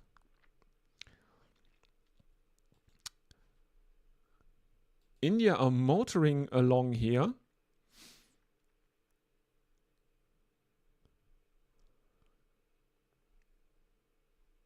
All right, my video feed is stuttering a bit. India 238 for 1 after 16.4 overs. Similane has now conceded 45 runs. As the last single they took, Tilak Varma, who is on 94 of 36, cannot take full advantage of that of a filthy full toss, and he can only play it to point, forward point, or extra cover, short extra cover, somewhere in that region. 2 deliveries left in Similane's third over, and this one is hammered towards cow corner all along the ground. There is a player coming in, and India can only take another single. Final delivery of Similane's third over. I can't imagine that Aiden Markram will give him the 19th, even though he still has 1 left. 239 for 1 India after 16.5 overs. Final delivery of the 17th over. Tilak Varma is on strike. And another full toss that is pulled. And he can only find deep mid-wicket. Disappointed, Tilak Varma, but at least he keeps the strike with a single on 95 of 37. India bring up 240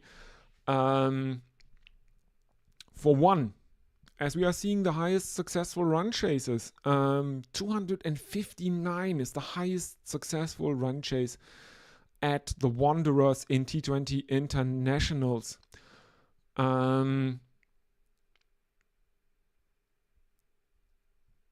no, it's not at the Wanderers. It's highest successful run chases ever. Because the second one is 46 for 4 by Bulgaria against Serbia, which is the only match involving associate nations in this top top run chasers in T20 internationals. And it's the second one. The second highest run chase in successful run chase in T20 internationals ever is by Bulgaria against Serbia.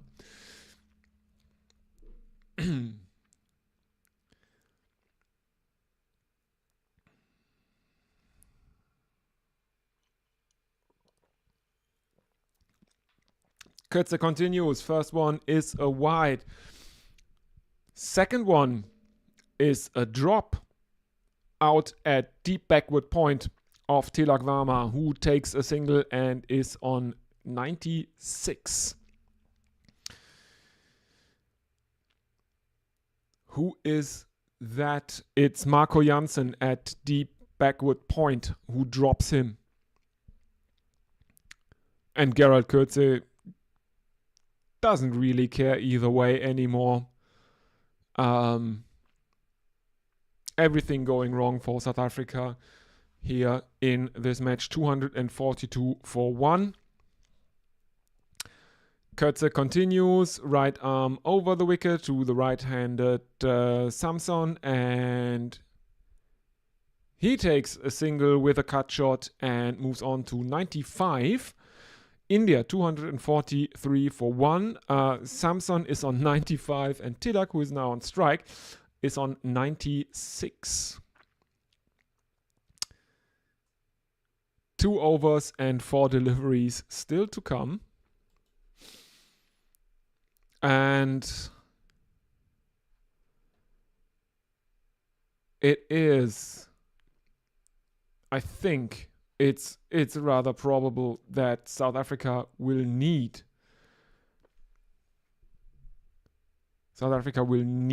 a record, a world record run chase to keep this series alive, as Samson moves on to 99 with a very, very straight drive. And he brings up his 100 in the next delivery. A single to Sanju Samson to bring up his 100, take India to 249 for 1. Tilak Varma will look for a boundary here on the last delivery of Gerald Kötze's third over, which would mean that both not out India batsmen go to a century in the same over, which would be pretty cool. And he doesn't get a boundary this time, but it is ruled a wide on height. And he will have to bowl that again. 250 up for India. 250 for the loss of only 1.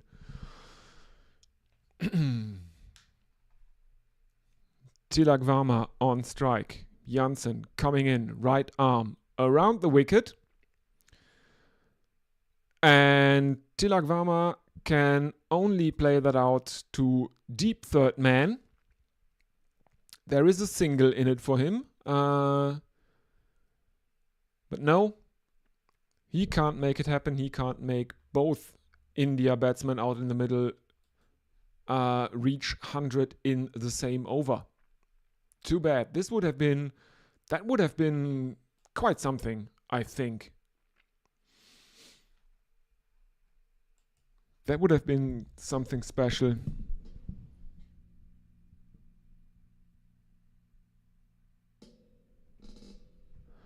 Let's have a look at YouTube.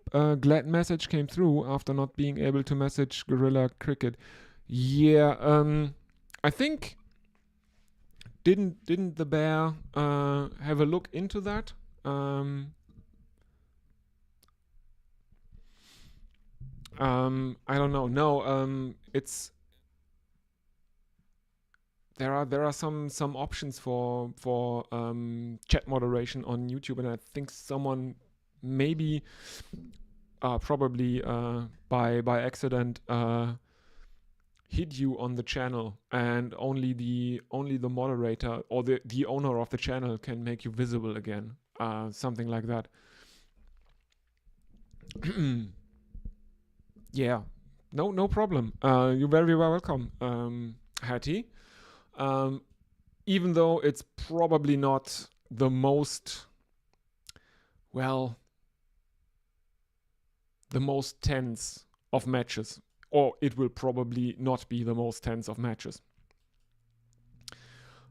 India are well on top here. They are currently 251 for 1. And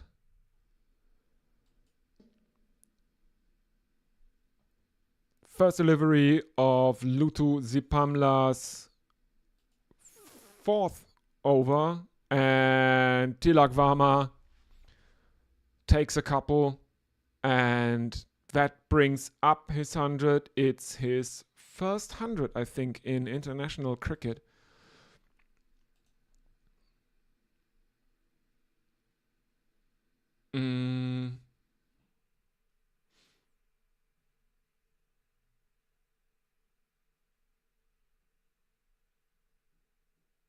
Oh no! He has made a century the last match. He's only the second Indian to make consecutive T20 tons. Sanjay Samson, his partner out in the middle, has also done it. He is the 6th or the 5th overall, something like that. He's the 5th overall to make consecutive T20 international tons. Yeah. India, 253 for 1. Almost 2 overs still to bowl. And now Tilak Varma is getting cheeky, sweeping Luto Zipamla, and he finds the boundary. That's another 4, 104 not out for him.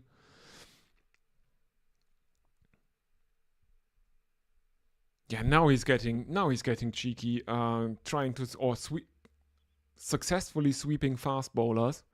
That's evil, isn't it?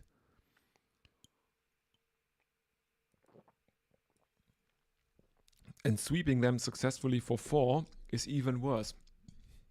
India 257 for 1. 18.2 overs bowled. The run rate is over 14. Luto Zipamla has conceded 45 runs. On the plus side, he's the only South African to take a wicket in this innings.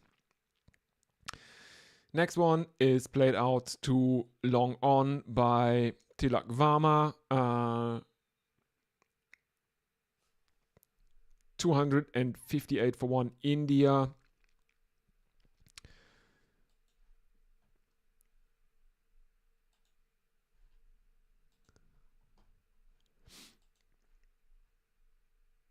And South Africa will need a record-breaking chase. This would be the highest successful run chase in T20 international cricket now.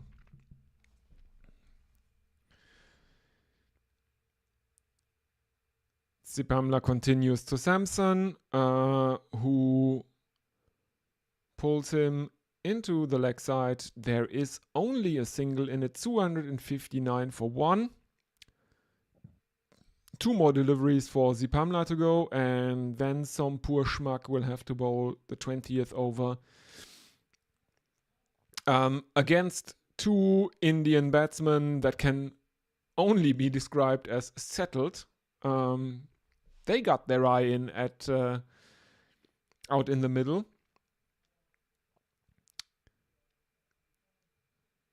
And Tilak Varma getting cheeky, trying a scoop shot to a wide one. And Sipamla will have to bowl that again. Still 2 deliveries left, 2 legal deliveries to be bowled in the 19th over of India's first innings.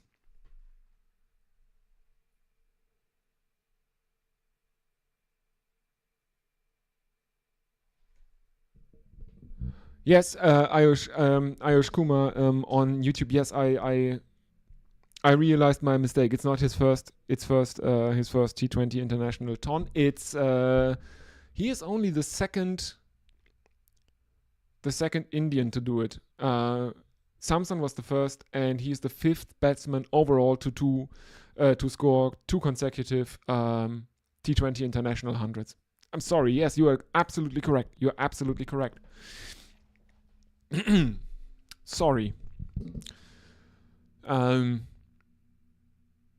I didn't know that I wasn't expecting to have the time to do this today. So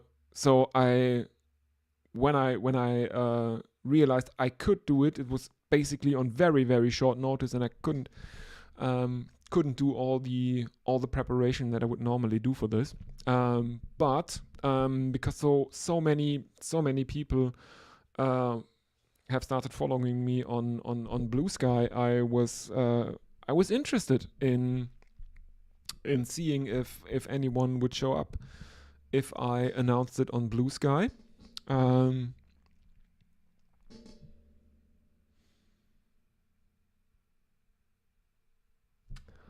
Yeah. Yeah, no, and Hattie, see if it works in the next broadcast. I think the bear said that there was a problem and that he has rectified it. So I think you can also message Gorilla Cricket for the next match again. I think it will work.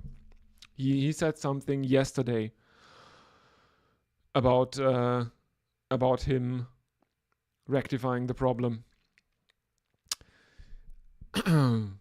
Well, Sipamla ends his night by being carted for 6 and then a 4. India 270 for 1 now. As Tilak Varma is fetching one very wide outside the off stump and playing it very square into the leg side, finding a boundary. 270 for 1. And if South Africa want to win this, they will have to make a record chase in T20s International.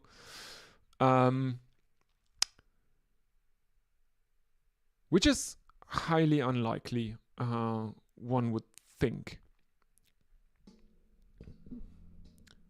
250, 54, 53, the previous highest successful chase in T20 internationals.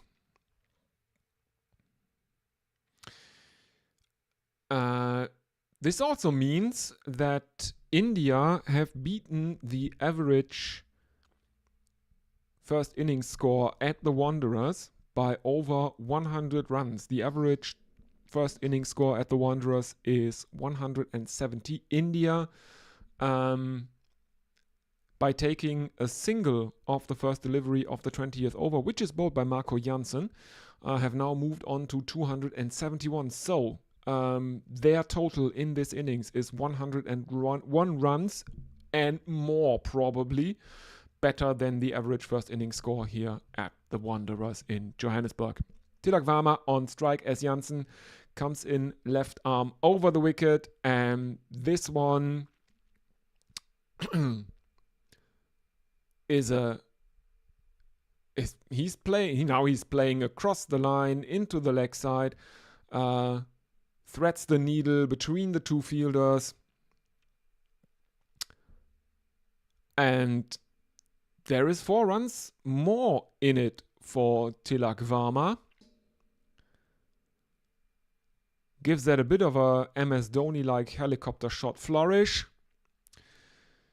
And the next one, as Jansen continues left arm over the wicket, is a is a slice behind point. And I don't see if that is running away for... No, that's just a single. That is just a single. So Sanju Samson is now back on strike.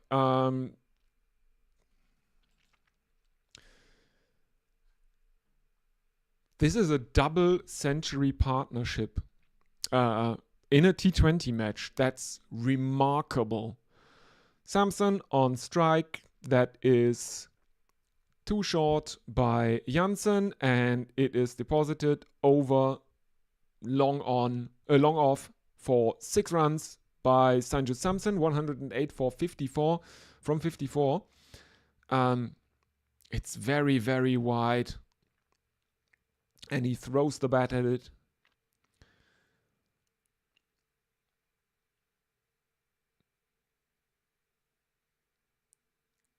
$282 for 1, 2 deliveries still to go in the over.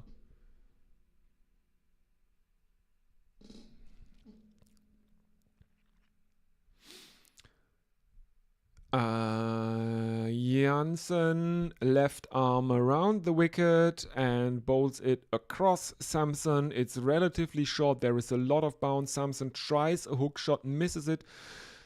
Klaasen gathers it behind the stumps relatively cleanly. Cold comforts for him at this stage of the match. India, with 1 delivery left in the innings, are over 112 runs ahead of the average first inning score in a T20 international at the Wanderers.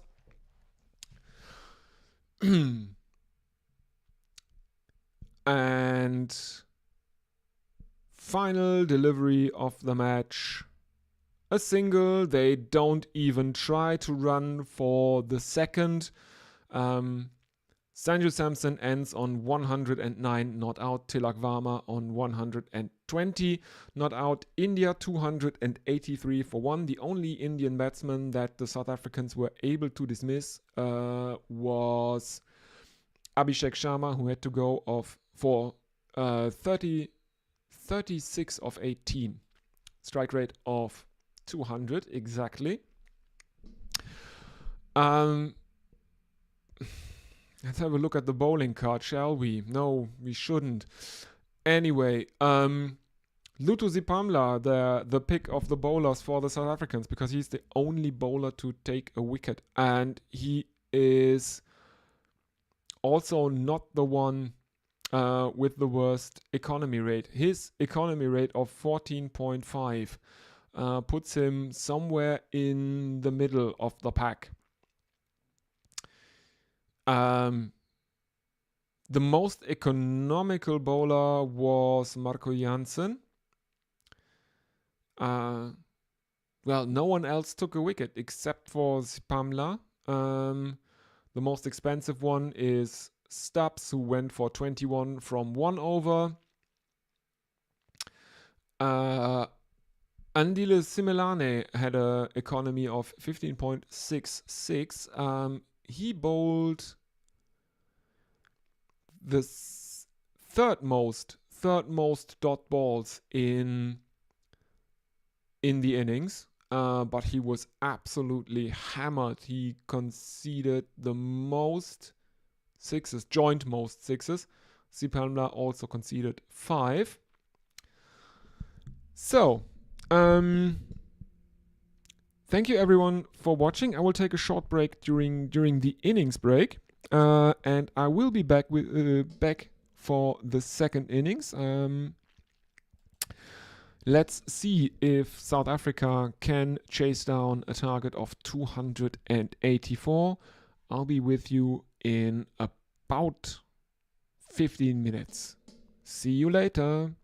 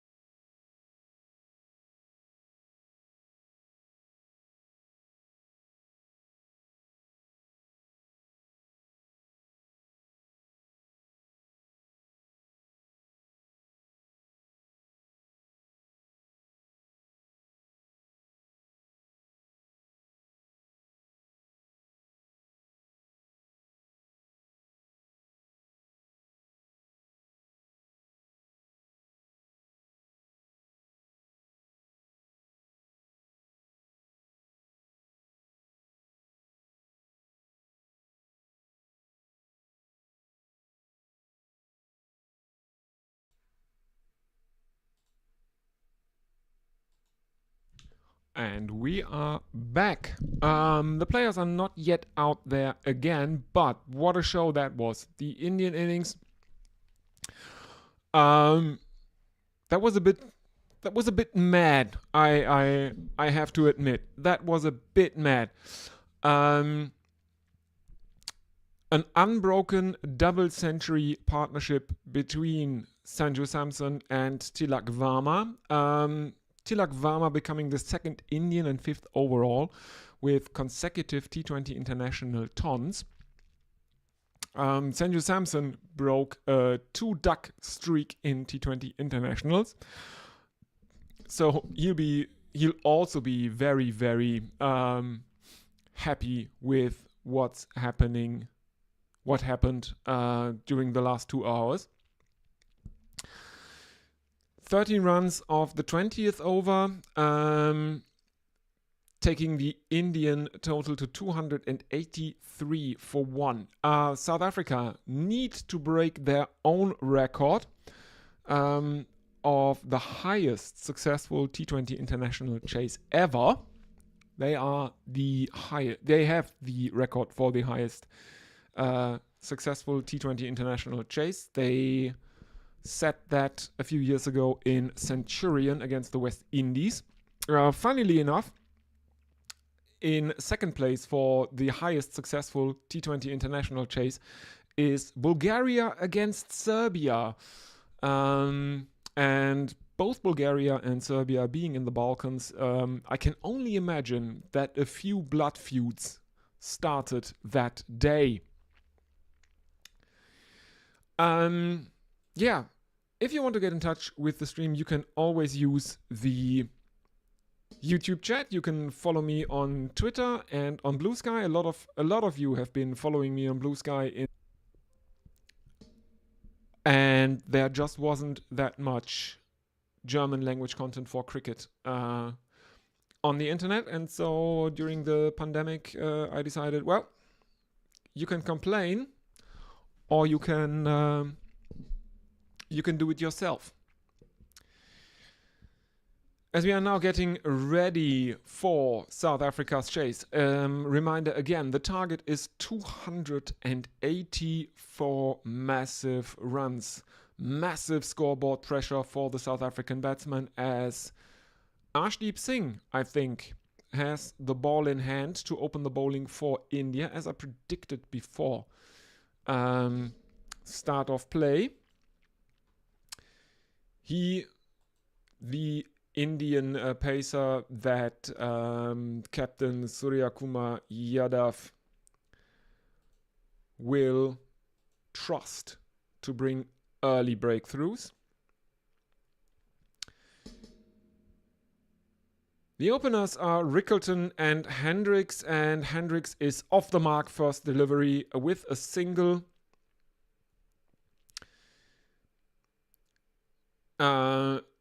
Hendricks can do nothing with the second delivery of the over.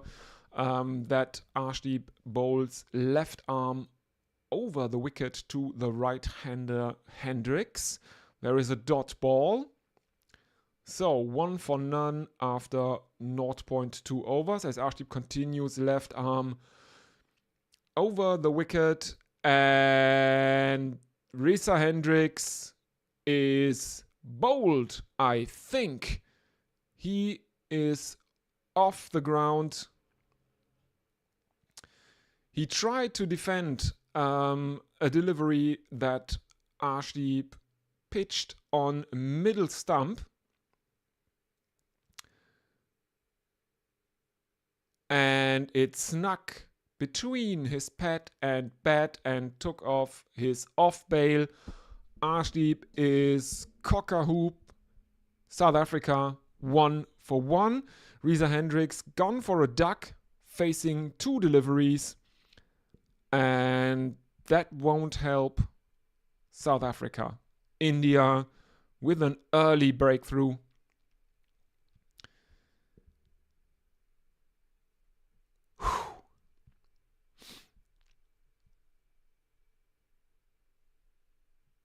India now have taken as many wickets in the match as South Africa managed to do. And it's the captain, Aiden Markram, who is in at number 3 for South Africa. He's a right-handed batsman. He has played 53 innings, averages 30.89 at a strike rate of 144.3 over his career. Let's see what he can do here. South Africa need a very, very good innings from him, one would think. And if a wicket should fall, it would probably be in South Africa's best interest if it fell relatively soon-ish. So Heinrich Klaasen and perhaps Marco Jansen have a chance to give it a good slog. There are 2 slips in place for Aiden Markram as Arshdeep continues left arm over the wicket, angles it across Markram, who tentatively prods at it and is very, very lucky that he misses it because it is taken by Samson behind the stumps, and if he had played a bit more to the offside, he would have gotten an outside edge onto that one. That was always on the cards here. Still 2 slips as Arshdeep continues left arm over the wicket, and Markram gets an inside edge onto that one, and he's very, very lucky that he misses his stumps. As we are seeing replays of Hendricks' wicket. That was a brutal delivery from Arshdeep Singh, who has conceded only 1 run thus far with 1 delivery in the first over left. Markram is on 0 of 2, and he will have to face the final delivery of Arshdeep's over, and this one is defended back to mid-on by Aiden Markram. There is another dot ball, and South Africa, after 1 over, are 1 for 1.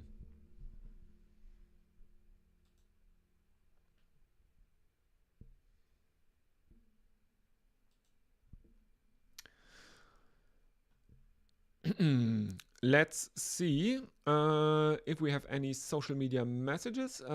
Again, you can get in touch with the stream on Twitter and on Blue Sky. The handles are on your screen now. You can always use the YouTube chat, of course.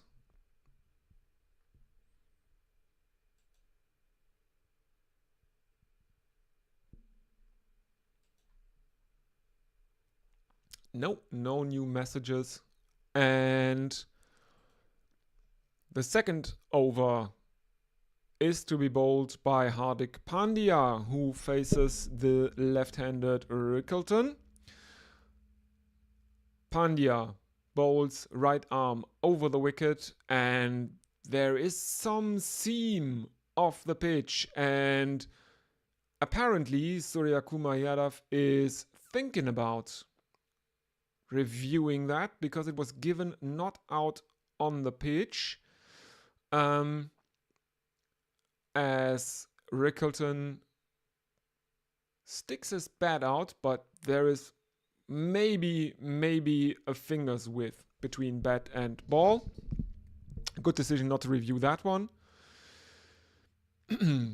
Next one is fended out to backward point by Ryan Rickleton, and there is no run. 2 consecutive dot balls to begin Hardik Pandya's first over, as we are seeing replays of that situation of the last delivery, and there is nothing on Snicko, so good decision not to review that. Excuse me, from Surya Kumar Yadav. Now 1 slip in place for Hardik Pandya, who comes right arm over the wicket to the left-handed Rickleton. This one very, very full from Pandya. Rickleton tries to dig it out, misses it. It is taken by Samson behind the stumps. There is just one slip in place for Rickleton, while we had two slips in the first over in place for Arshdeep Singh. Pandya coming in again. Right arm over the wicket. And this one bounces and Rickleton can only defend it towards short cover.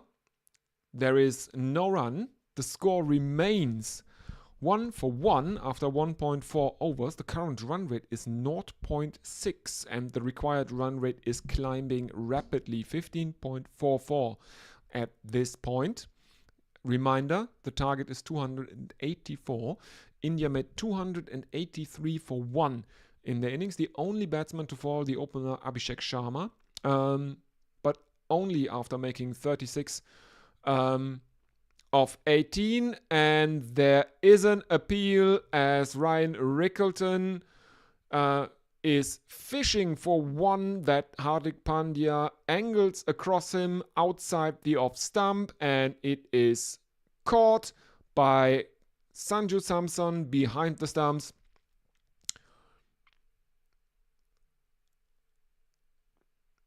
And it looks like Ryan Rickleton is walking. Yes, he got a toe to that. There is an ultra edge Snicko on the screen now. There is a noise on that one, and Rickleton has to go for 1. He has faced 6 balls, and South Africa are 1 for 2 inside of 2 overs. This is a disaster for South Africa. I can't say it any other way. Tristan Stubbs is in at number 4 for South Africa. He is another right-hand batter.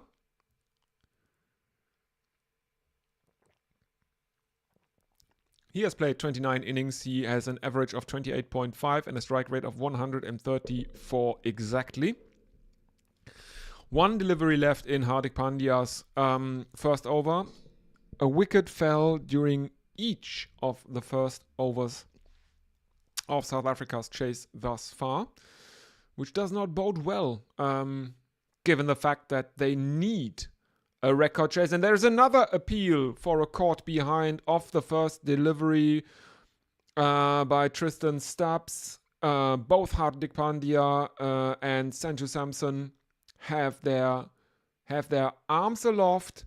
There is a DRS timer on screen now. Surya Kumar Yadav is not sure. He is in conversation with his team, and he has reviewed it with 3 seconds left on the timer.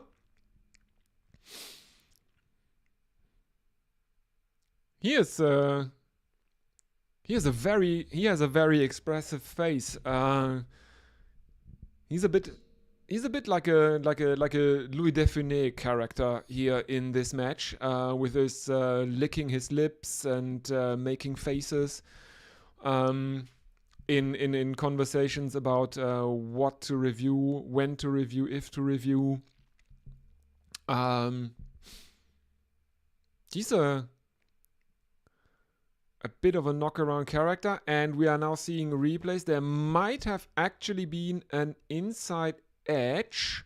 We are now seeing ultra edge replays, and there is nothing on ultra edge. So India wastes the review, but it's not necessarily all for naught. Tristan Stubbs looks pretty rattled right now. Might have been worth it just to disrupt his rhythm, to plant the seeds of doubt in his mind. Anyway, that's a wicket maiden for Hardik Pandya, first up in this match for him. South Africa remain on 1 run for 2 wickets as Arshdeep Singh continues. He faces Aiden Markram. Arshdeep Singh coming in, left arm over the wicket to the right-handed Markram, who plays this out to mid-on, and Hardik Pandya there stops it but misfields it, and he allows a single to be taken by Aiden Markram, who is now off the mark. 1 of 4. South Africa move on to 2 for 2. Stubbs on strike. He is in Arshdeep's sights now. No, 3 for 2. Sorry. Because they took 2, and that means Markram is facing again.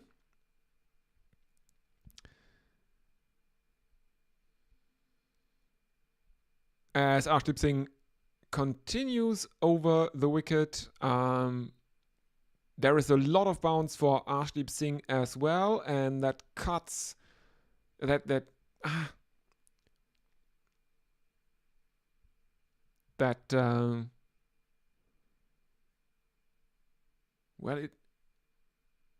it makes Markram play very awkwardly, defended very awkwardly towards him. Again, 2 slips in place for Arshdeep Singh, and there is a graphic on the screen that tells us that during the power play, the South African seamers got an average of 0.5 degrees of swing, while thus far the Indians have gotten 2.6. Next one is angled across Markram, 2 wide outside the off stump, and it is given as a wide. So here comes Arshdeep Singh again. That's a very, very high straight drive from Markram, and it is too close to the boundary for captain Surya Kumar Yadav. It was again very, very high, dropping very, very sharply, and didn't really roll after hitting the ground again. So there is again just... Is this a couple or is there a single? The direction is a bit unclear on that one. It's a couple. South Africa take a couple, so now they are 5 for 2.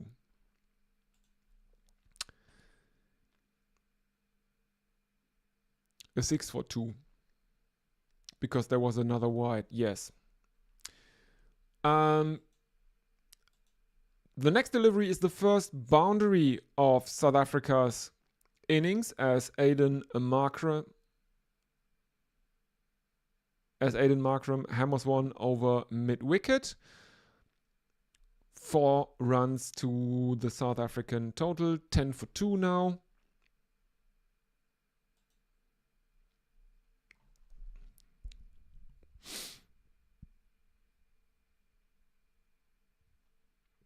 Markram's on strike. He's on 8 of 7. Stubbs is still on a duck.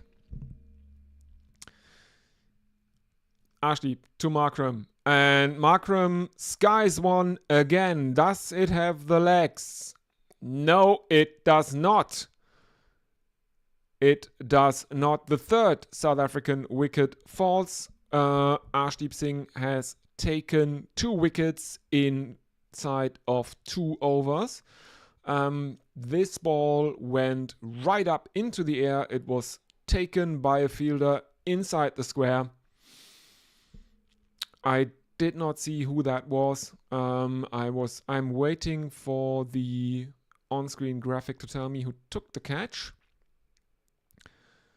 Yes. It's Ravi Bishnoi who took the catch very close to the wicket. It's a juggling catch. First, he tried to take it with his hands pointed upright. It bounced out and then it fell into the bread basket. And Aiden Markram has to go. Caught Bishnoi, bowled Arshdeep for 8. And South Africa are in deep, deep trouble. Let's have a look if anyone is in the YouTube chat.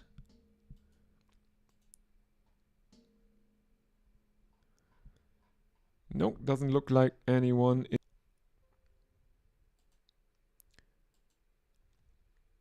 You can always use the YouTube chat, or you can use my social media accounts that are on your screen now, my social media handles.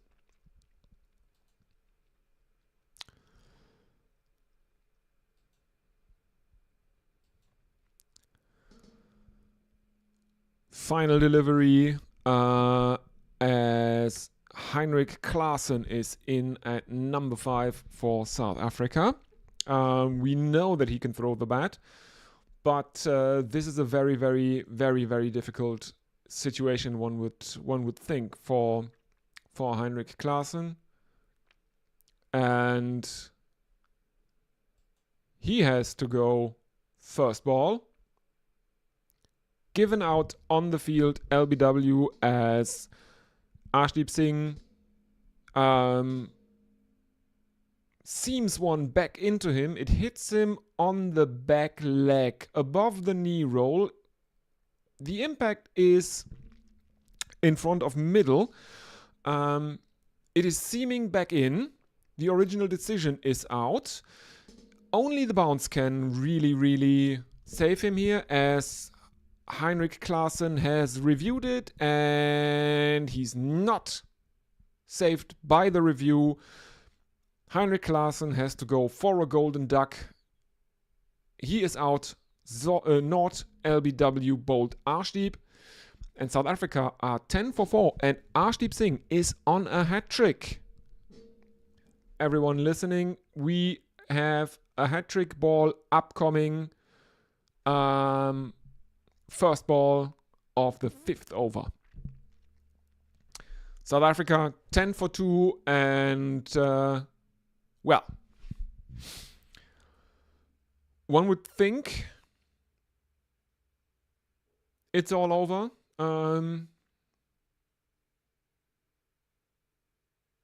The worst thing that could happen is if the South African middle order now decides to draw this out, to play out their 20 overs, to save their net run rate. Oh wait, yes, that doesn't matter. No. The only way they can win this is by attacking hard, by throwing the bat at every delivery, even the good ones. As Miller is in at number 6 for South Africa. He will face his first delivery. He's played 113 innings. His average is 32.54. His strike rate 139.3. As Hardik continues, a single to Stubbs to get off his duck, first delivery of the 4th over.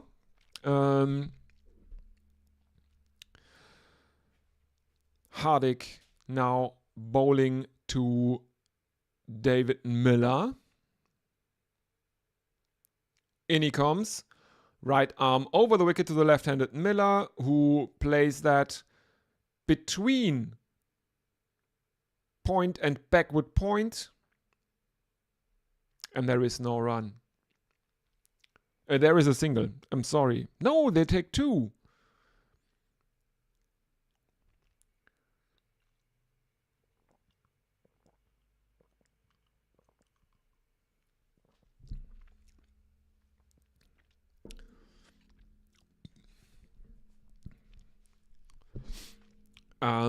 As we are seeing replays of the wickets that fell for South Africa. That was a really, really, really, really good high catch taken by Ravi Bishnoi. He didn't really have to run that far, but it was really, really high in the air, dropping rapidly, and he was right under it. Next one is a dot ball, and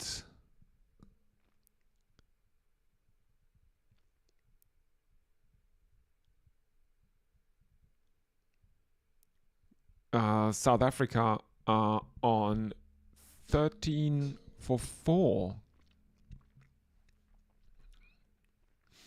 Aren't they? 13 for 4, yes. Hardik coming in, right arm over the wicket.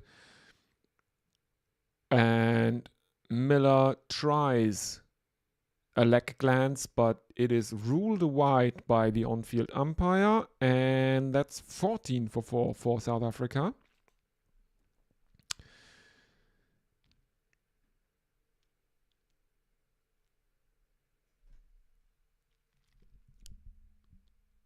The Indian seamers have been much more consistent this evening than the South African ones.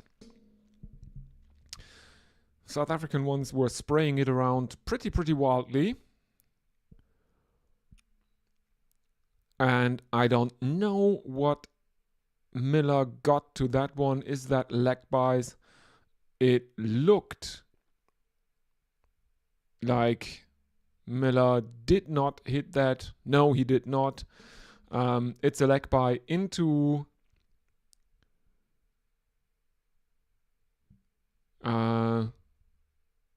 the leg side as they run through for a single. Yes, 15 for 4 now. Please excuse me, my feed is a bit choppy right now. So, Stubbs on strike, right-handed batsman facing Hardik Pandya. He has 2 slips, and Pandya comes right arm over the wicket, and that one is defended to point by Stubbs, and there is no run. Hardik has figures of 1 for 4 from 1.5 overs. The target, may I remind everyone, is 284. If South Africa were to do this, it would be a world record.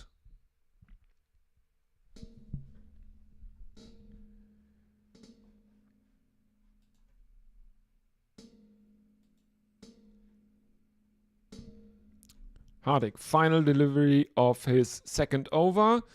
2 slips, and this one is wide outside the off stump. Stubbs is fishing for it, but he, as well as the Indian batsman during their innings, seems to underestimate the bounce the seamers get here, and he misses the ball by a good 5 centimeters. The bat is 5 centimeters too low. Probably for the best for him. There are 2 relatively close slips, and then there's Sanju Samson behind the stumps. 4 overs gone, 15 for 4, South Africa. And Arshdeep Singh is back. And may I remind you, Arshdeep Singh is on a hat trick. David Miller will be the batsman to face that hat trick ball. He's looking relatively nervous, and India have 3 slips and a gully in place for this hat-trick delivery of Arshdeep Singh.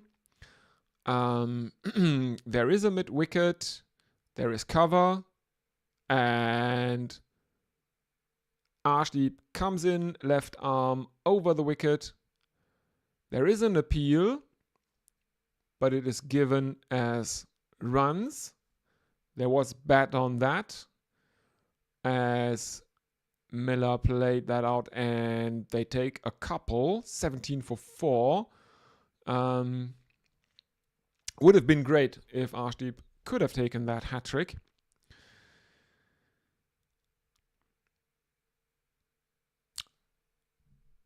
But Lady Luck not on his side in this case. South Africa 17 for 4. 2 slips now for Arshdeep Singh as he seams one away from the left-hander who puts his bat down very, very straight, misses it completely. Very lucky again. The Indian seam bowlers have been getting a lot more seam movement than the South Africans did earlier in the day.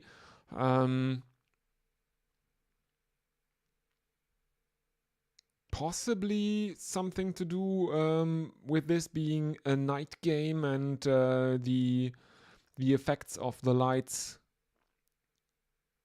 on the movement through the air and off the seam. After the couple that Arshdeep allowed on his hat-trick ball, there have been 2 dots. So still a pretty tidy over thus far from Arshdeep Singh. And let's be honest, the required run rate for South Africa should now be somewhere around 16. They only have 6 wickets in hand. India wouldn't mind not very tidy overs. I mean,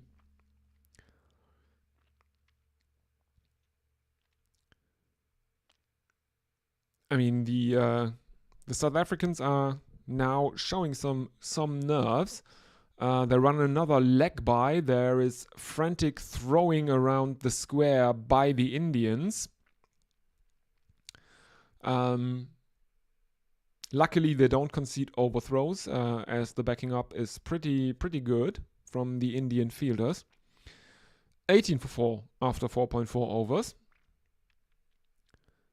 Arshdeep with figures of 3 for 12.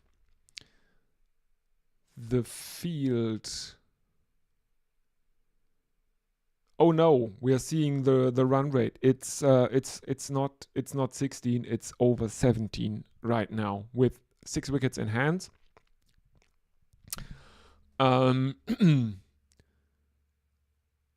This is World Cup 23 territory against, who was it? I think Afghanistan or Bangladesh, where India actually bowled Virat Kohli. A rare boundary from Tristan Stubbs, but that was more a miss hit, an outside edge that flew over the infield and reached the boundary. That's definitely not where he wanted that to go. He was looking to clip it off his legs into the leg side, and instead it flew away over backward point. He won't mind. 22 for 4.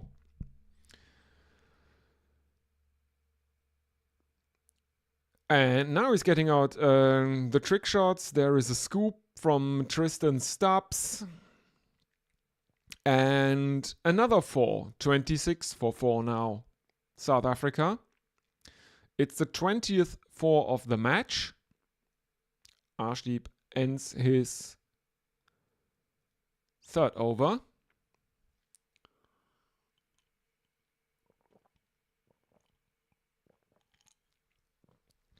And I will give Tristan Stubbs all the credit I can give him here. That was actually kind of a reverse scoop, which is always nice.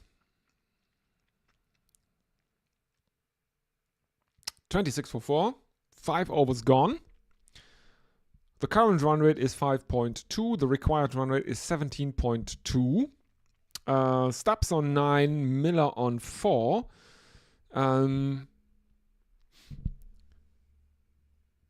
Miller will be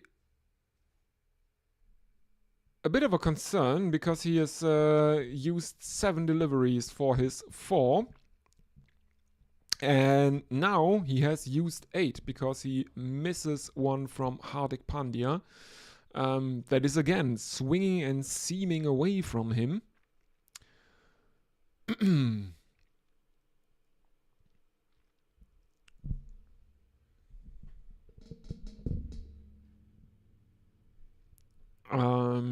As we're seeing, the series is currently led by India, who won the first and third T20 international. The second one was won by South Africa. Interestingly enough, the two matches won by India were pretty high scoring, while the South African victory was a very modest score of in the 140s. So looking at today, after India posted 283,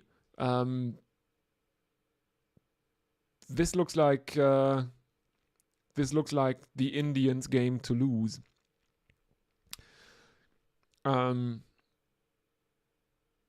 Especially because we look at South Africa's reply to India's 283, and they are 26 for 4 inside of 6 overs. They lost 4 wickets in the power play after the Indians lost 1 in their entire innings. Hardik continues, right arm around the wicket to the left-handed Miller, and that is played out to backward square leg.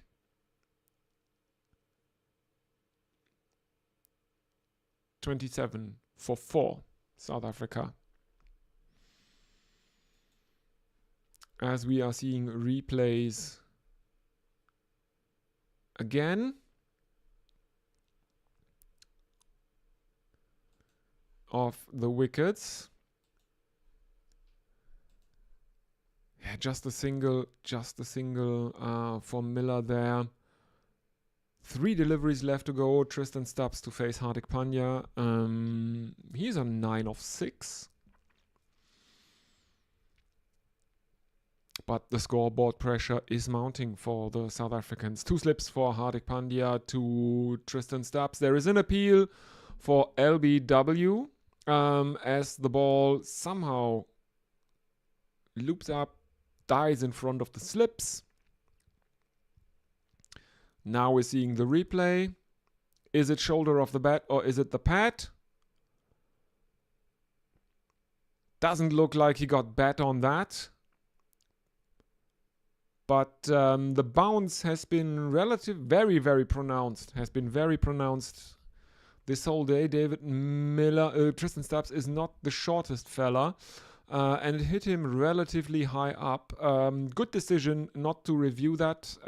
India would have probably lost that review because of the bounce that Hardik gets here. Hardik bowls, right arm over the wicket. Stubbs steps to the leg side and tries to cut it while exposing his stumps. There is no run as he misses it completely.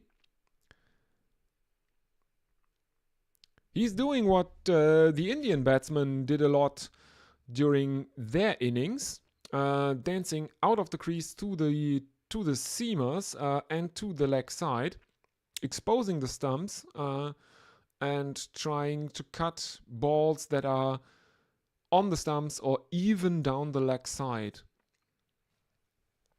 Hardik continues, final delivery.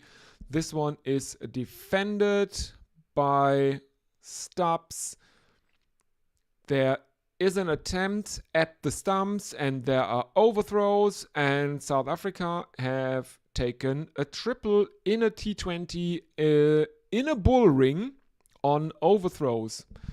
So that goes down as 3 runs to Tristan Stubbs, who ends the 6th over on 12 of 6. After there being relatively tidy fielding from the Indians earlier in the innings, this one was pretty sloppy, one would say. You can't fault them for the single the South Africans took, but there were 2 runs with 2 generated basically by 2 overthrows as fielders very sloppily try to break or target the stumps. I mean, in the context of the match, it's not that important. South Africa are massively behind here. 30 for 4 after 6. A run rate of 5. And we get Ramandeep Singh into the attack for India for the first time this evening. Let's see. Let's see what he wrote. He is a right arm. He's a right arm bowler and he's a right arm pace bowler. I know that. Let's have a look. Yeah, that's relatively medium, but he gets a lot of swing. He bowls an outswinger that is sliced over point by Tristan Stubbs, and they take a couple. But there was a lot of movement through the air there for Ramandeep. Very, very good bowling performance thus far from the Indians.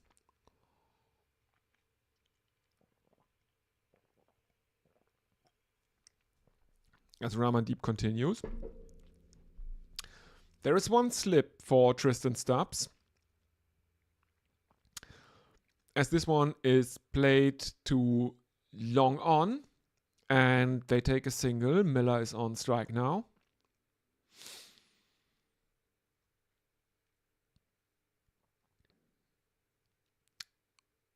$33 for 4.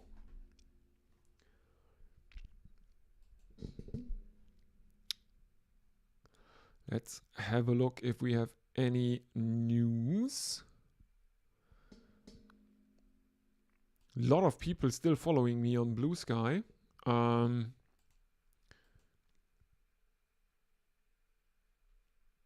Next delivery is a wide by Ramandeep. It is given as such. He will have to bowl that again. 34 for 4. Yeah, if you're watching this, don't forget to like and subscribe. Please use the YouTube chat prodigiously, and you can also get in touch with the stream on Blue Sky and on Twitter. Yes, Twitter. I still have a Twitter account that might get a bit inactive though.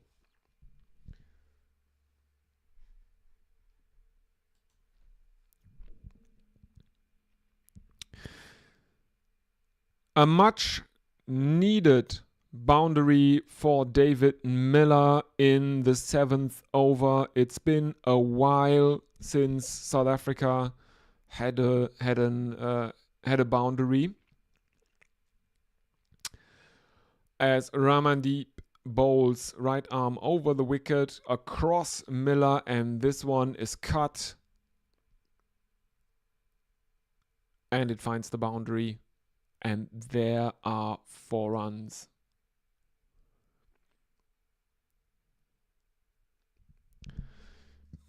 Next delivery cuts him in half.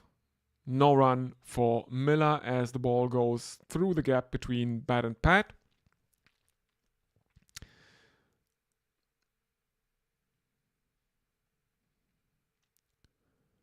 This one much more on the stumps, and there is just the coat of varnish between the ball and David Miller's off stump that is very, very, very tight. Next one is played to mid-off, and South Africa take another single. That's their 39 for 4. Oh no, there was a wide in the over. They will have to bowl another one.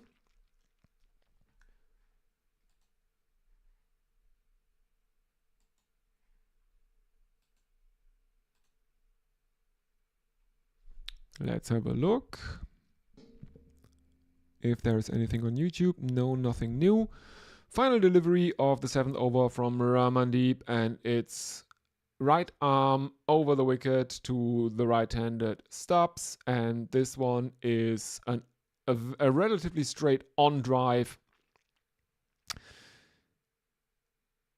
Stubbs retains the strike, single, and South Africa are 40 for 4 after 7 overs. Let's have a look if there is anyone writing in on social media. No,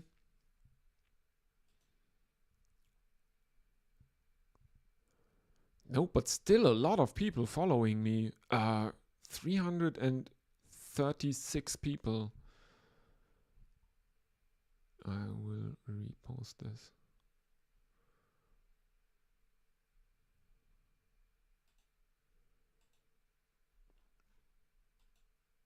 Yeah, Crystal Choir, if you're still listening, go to my community tab here on the YouTube channel. I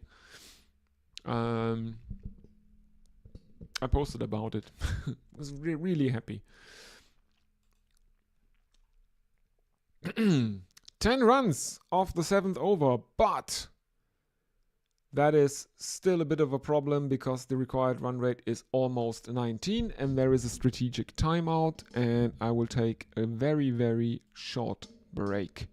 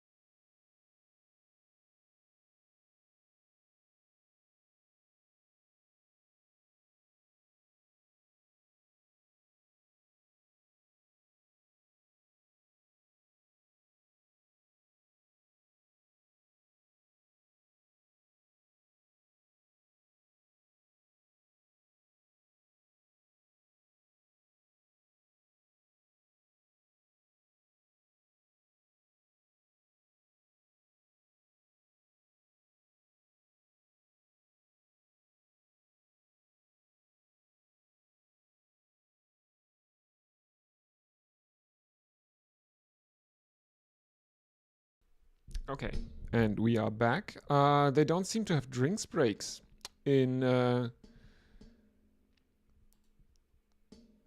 this match. Instead, they have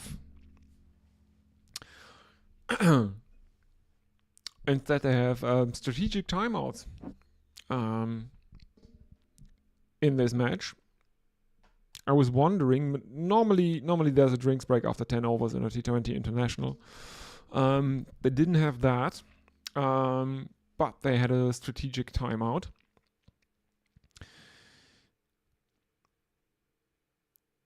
Varun Chakravarti is into the attack. He comes right arm over the wicket. And there is a single towards mid-on from Stubbs. Chakravarti is bowling leg break darts here. Relatively quick for a spinner, I would say.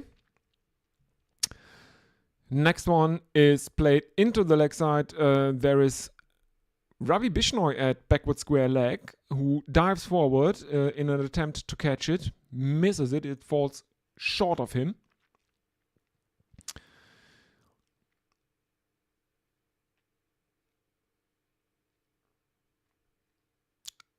A single. Chakravarti in. Right arm over the wicket. It is stopped at mid-wicket. And there is no run. 42 for 2 after 7.5 overs. South Africa. This is not getting easier for them. dot ball. Chakravarti, right arm over the wicket. Stubbs misses it. Samson, who is up to the stumps, takes the catch and takes off the bails, but Stubbs' foot is grounded behind the stumps. There's not even an appeal. He's very, very deep in his crease. There is almost the risk of getting out hit wicket here for Tristan Stubbs.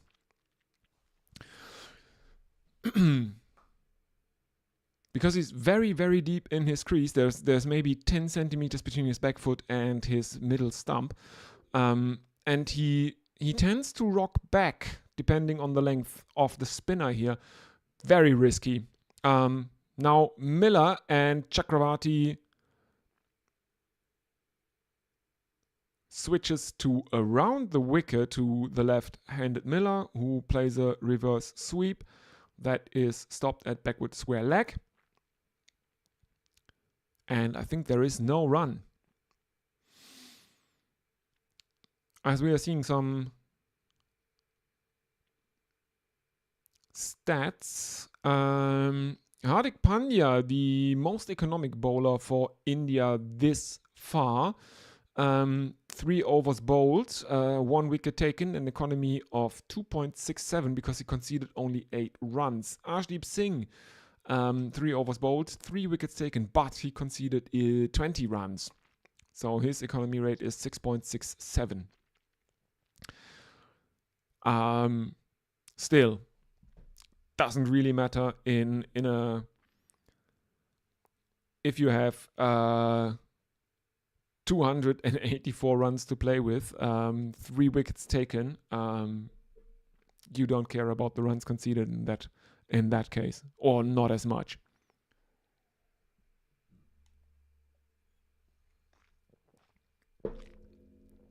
Ramandeep is back, right arm over the wicket to the right-handed Stubbs, who clubs that into the leg side. There is a single. As South Africa's limited overs coach Rob Walter looks on dead-faced.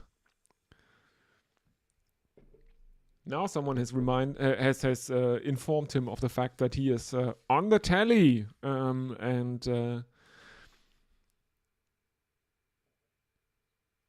he apparently has a bit of a talk to his staff. Another single from South Africa. I'm sorry, this is really not.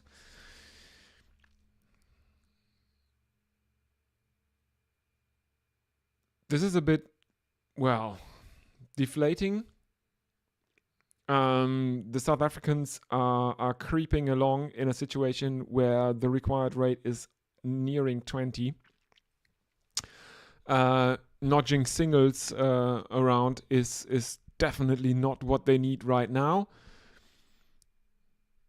Ramandeep, right arm over the wicket to the right-handed Stubbs. There is swing for Ramandeep, and it is given as a wide though. Swings a lot after pitching and given as a wide down the off.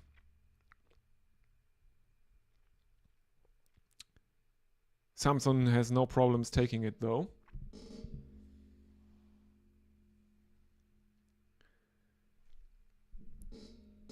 Ramandeep bowls onto the pads of Tristan Stubbs and is flicked behind square on the leg side for 4 runs. 50 is up for South Africa in the 9th over though. Only 234 more to get.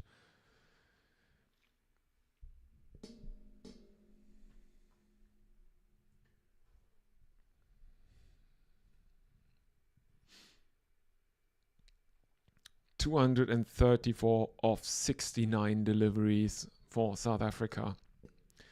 Ramandeep, right arm over the wicket. This one is banged in short outside the off stump and it is pulled hard into the leg side by Tristan Stubbs for another 4 runs. That's more like... Oh, it's 6. It's a very flat 6. But only because the replays show that it hits the advertising sponge on the full. So, 6 runs to South Africa's effort. 56 for 4, 8.4 overs gone. Right arm over the wicket. Pitches on leg, goes down the leg side, given as a wide. Stubbs tries to play a leg glance, misses it. South Africa 57 for 4, and Ramandeep has to bowl that one again.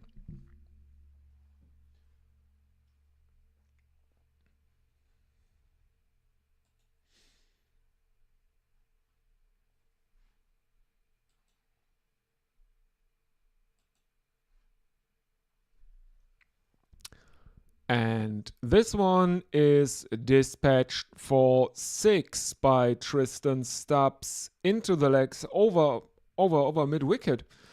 63 for 4, 8.5 overs gone.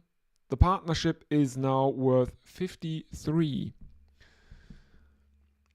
Just to remind everyone, India had 2 partnerships.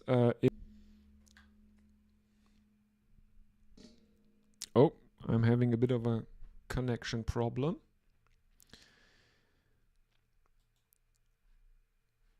Anyway, another single to end the over. So South Africa 64 for 4 after 9. Stubbs is on 36 of 21 and Miller is on 12 of 16. This is South Africa's best partnership so far. The first was worth 1, the second none, the third 9, the fourth none, and this, the fifth, is 54 now.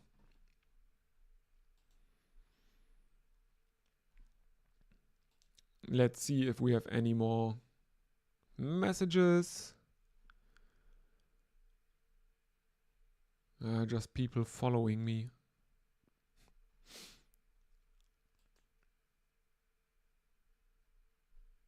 Okay.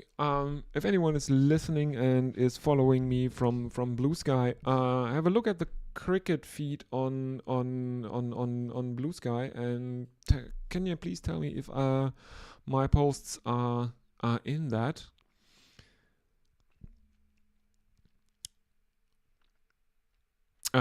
Anyway, Chakravarti is back and he concedes 2 singles of his first deliveries of his second over. 66 for 4, South Africa after 9.2 overs. Stubbs now on strike as Chakravarti comes right arm over the wicket and Stubbs steps to the leg side, exposing his thumbs, trying to cut Chakravarti. And there is no run as it is fielded at backward point. 4th delivery of the 10th over. Chakravarti right arm over the wicket, and this is hammered towards long on by Tristan Stubbs. But there is a fielder there, and they can only take a single. 67 for 4. Reminder, the target is 284.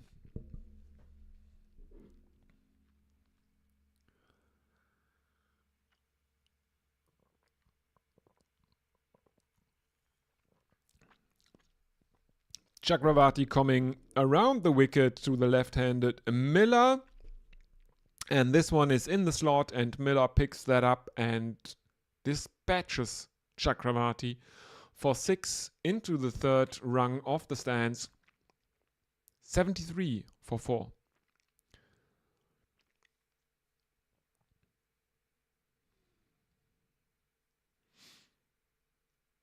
That one is in the slot, and Miller picks it up very well. And it's not only into the stand; it's out of the stadium. The umpires are out in the middle, looking for replacement balls, and they've been doing quite a lot during India's innings as well. Quite a few sixes that left the stadium in the first innings, as both Sanju Samson and Tilak Varma made unbeaten centuries.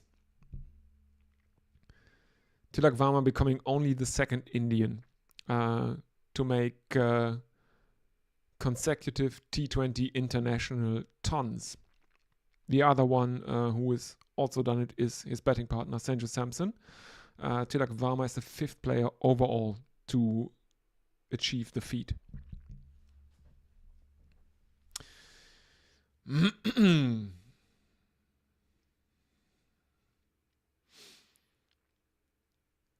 An attempt at a reverse sweep from David Miller, and he can only find the waiting hands of Sanju Samson, but not before it has hit the ground and there is no run.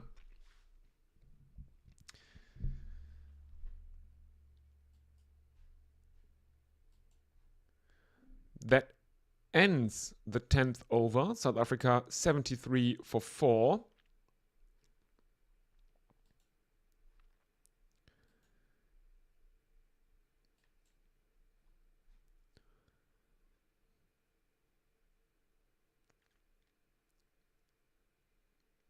South Africa need to make 211 runs from the next 10 overs. And they have only 6 wickets in hand.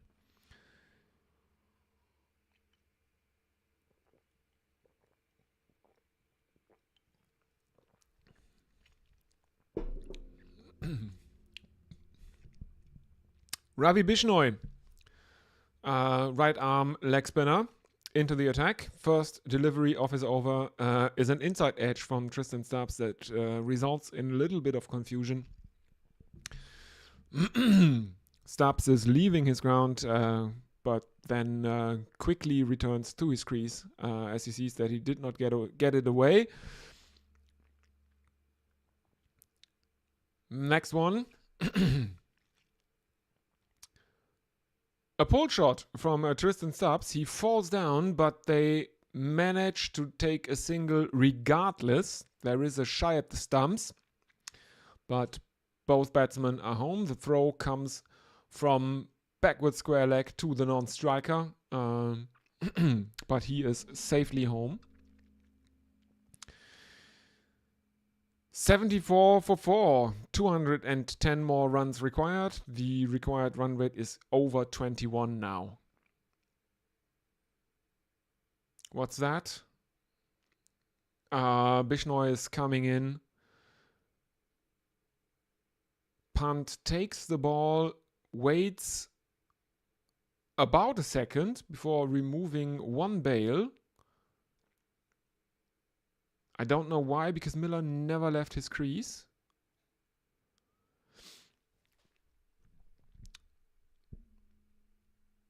Next delivery, angled attempt at an angled bat shot, again missed by Miller. As Bishnoi continues right arm over the wicket to the left-hander. This one is pulled into the leg side where it is fielded at long on. And South Africa take a single, 75 for 4, 10.5. Final delivery of Ravi Bishnoi's first over. He has conceded 2 runs thus far. Very tidy. The pressure is mounting on South Africa as he comes in right arm over the wicket. It is cut by Tristan Stubbs. It is misfielded by deep point. I think that is Arshdeep Singh, and that allows South Africa to run 3. 78 for 4. Tristan Stubbs retains the strike with an all-run 3.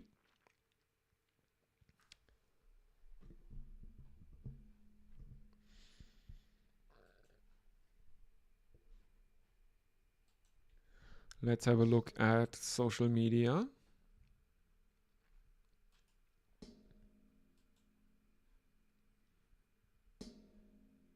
Nothing on Blue Sky, and I don't think there will be anything on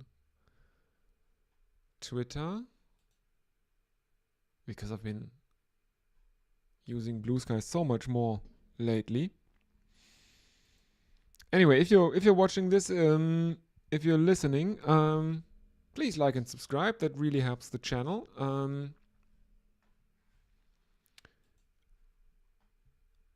Anyway, back to the action, because Arshdeep Singh seems to have hurt himself in that during that misfield. He is out. I couldn't see who is in as a substitute fielder for him. Varun Chakravarti will continue. He has thus far conceded 12 runs from 2 overs. Not bad. South Africa 78 for 4 after 11. Very defensive field now for India.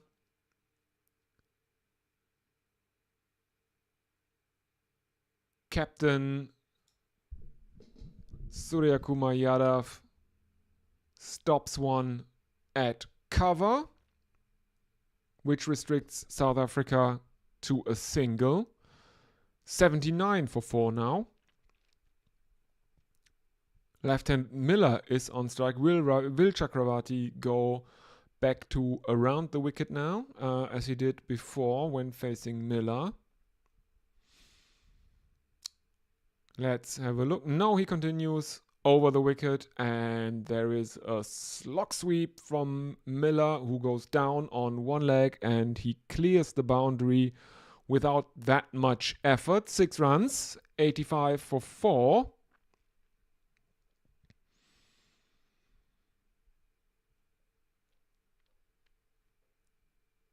South Africa's problem, of course, being that the target is 284. They need to go hellbent for leather every delivery now. The required run rate is almost 4 runs per delivery. They need to hit basically every delivery for 4.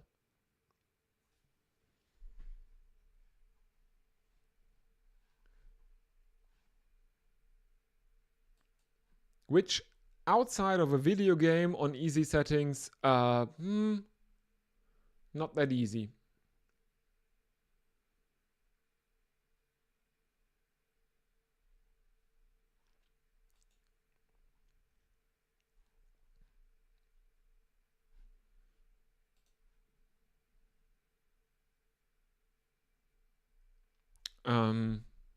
Let's have a look. 194 runs in 50 deliveries. Yes. So, as I said, basically they need to hit every ball for 4, basically. India are 99.99% favorites. If anyone was unsure about South Africa's chances from here on out. This has been brutal.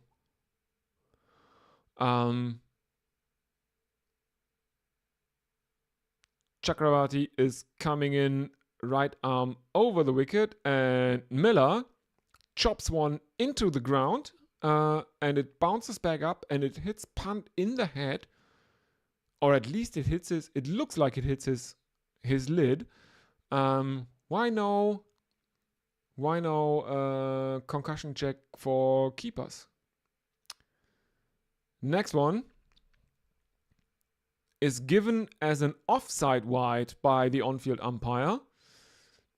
The current run rate is now approaching 8. But to put that into perspective, it is still just a fourth of what's required now.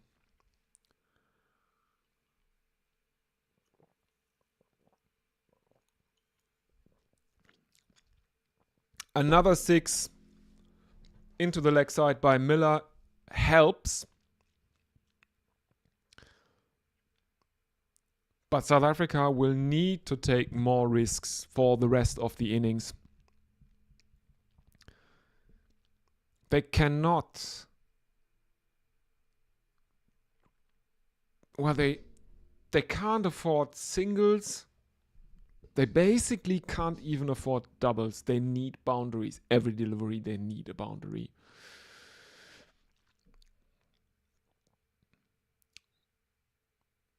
Which should theoretically bring India a lot more chances to take some wickets, miss hits, stuff like that.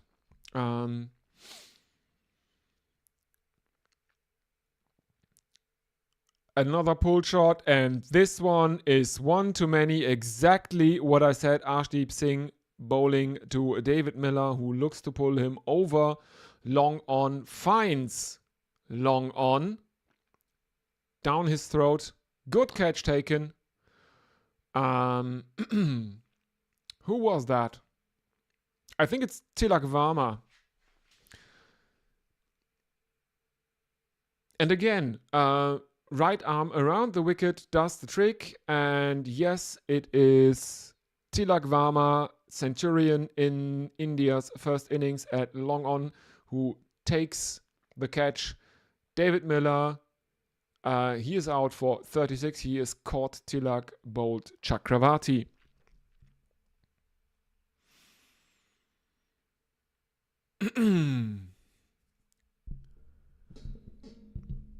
And that is what scoreboard pressure can do to a batting side, I would say.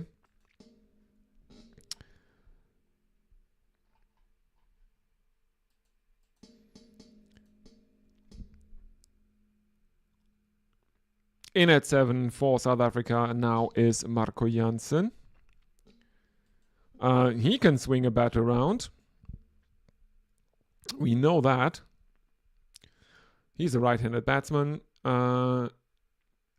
His average is not exceptional at 15, but his strike rate over his career is almost 140. And Ravi Bishnoi continues right arm over the wicket, and first delivery. There is an appeal for LBW as Stubbs thinks he can steal a leg by. He has been given out on the field though. Has he reviewed that? 96 for 6. They are standing out in the middle. Stubbs, who is on 43 currently, seems to have reviewed it. As Ravi Bishnoi bowls, it is pitching in line. Impact is in line because Tristan Stubbs is stepping over into the offside. And I'm pretty sure that this review will be lost. Tristan Stubbs will probably have to go. I'm not seeing any more replays or ball tracking on my screen, which is... here we go. We have Ultra Edge. That is probably nothing on Ultra Edge. As the ball passes the bat, there's a minimal amplitude. Nope, we're going straight to ball tracking and pitching outside off, impact in line, and the wicket is umpire's call. On height alone. So because the on-field decision was out, Tristan 3 during his innings.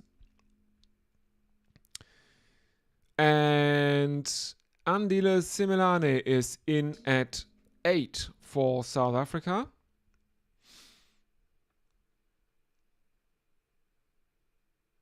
Let's have a look at his stats. Now we're seeing the replay of the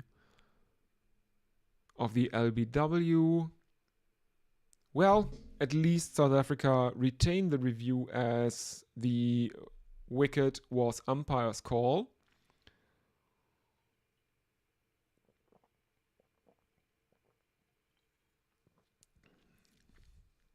Simelane, right-handed batsman. He is 21 years old. Bishnoi continues. Right arm over the wicket, and this is played out to cover by Simelane, and he is off strike right away. Janssen on strike for his first delivery.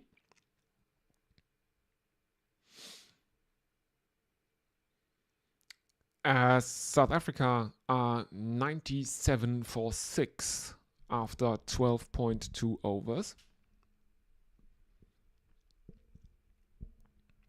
Janssen on strike. He is to face Ravi Bishnoi.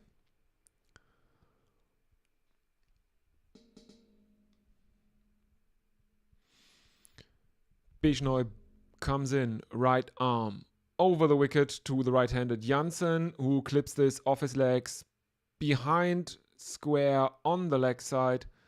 Fine leg is coming in, fielding that, another single. 98 for 6, South Africa.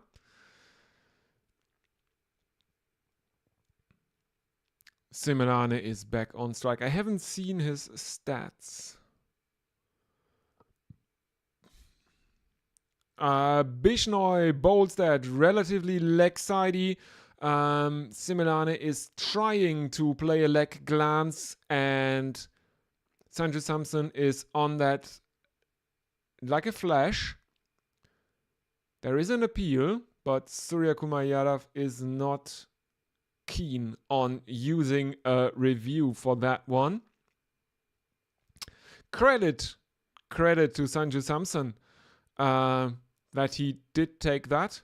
He was standing to the offside to Ravi Bishnoi. Bishnoi then bowled a wrong-un. And Samson was moving to his left as the ball was leaving Bishnoi's hand. And the replay shows that it didn't hit bad. But there was a faint noise because it touched Simelane's pad, but the impact was outside the leg stump. So, all good. South Africa take another single. 99 for 6. Final delivery of Bishnoi's second over. And this one is hammered away over cow corner for 6 runs by Marco Janssen. That brings up the 100 triple figures for South Africa after 13 overs, 105 for 6.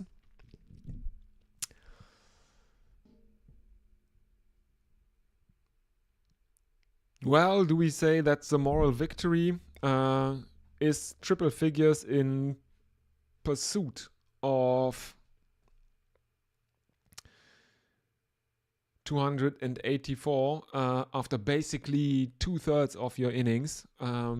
Does that qualify as a moral victory? I'm a bit skeptical, I have to admit.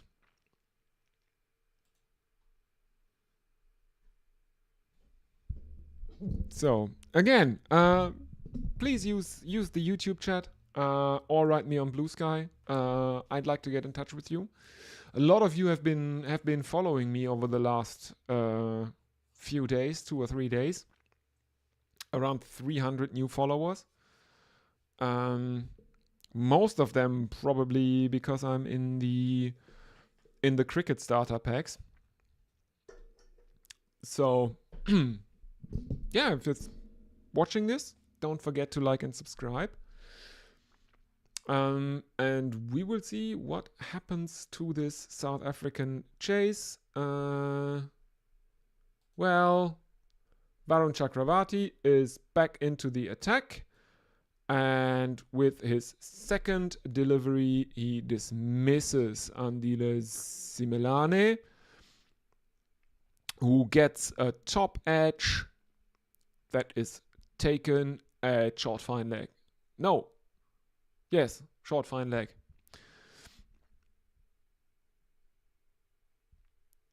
South Africa, 7 down, 105 for 7.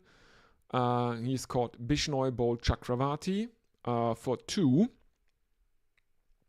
And I think the end is nigh.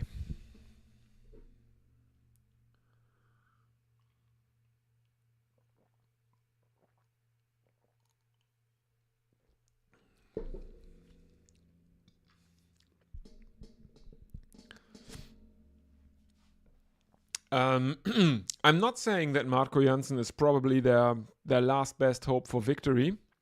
He is probably their last best hope for making a score over 120. But it's Coetzee in, who is off the mark right away with a single to long on.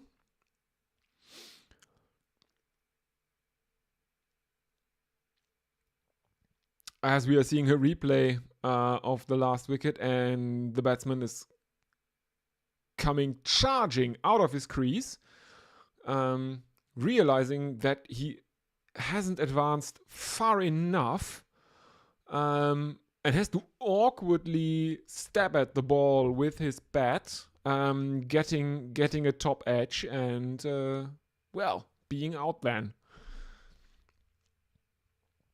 Another single, this time to Jansen. So Coetzee is back on strike, facing Varun Chakravarti. There is a slip, there is a leg slip in place, and he lofts one high enough. That goes over cow corner for 6 runs, 113 for 7. Probably the wrong length from Chakravarti here. That was in the slot. But India won't mind that. India won't mind that at all. Let them play their shots. Everyone here now is a tail ender. Sooner or later, they're bound to get one wrong. And then there will either be a dot, or even better, a wicket. India still have 6 overs left to possibly take 3 wickets, or to, let's face it, bowl relatively ordinarily and still win the match, because South Africa will fall way short of the target.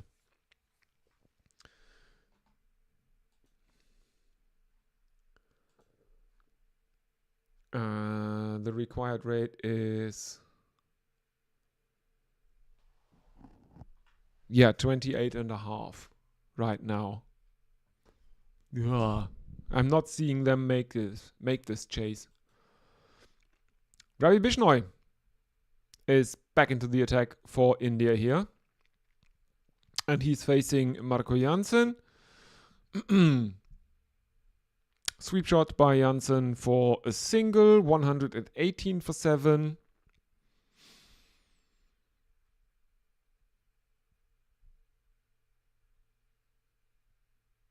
Bishnoi is bowling at around 110 kilometers per hour with his leg breaks.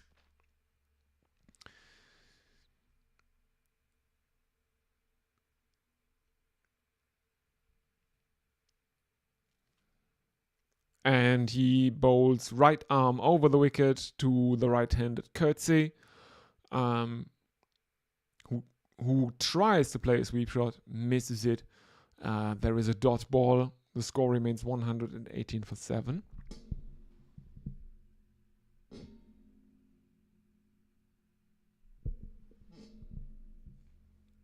Right arm over the wicket, and this is played out too long on by Coetzee. Janssen on strike now as South Africa take a single, 119 for 7. 5.5 overs left to go. Janssen is on strike. He is on 9 of 4. Coetzee is on 12 of 5. Well, I'm not so sure this this slogging is entertaining enough to or is so entertaining that it basically can save the match here. Well, probably shouldn't say that, as Marco Jansen pulls Ravi Bishnoi over fine leg for a 6.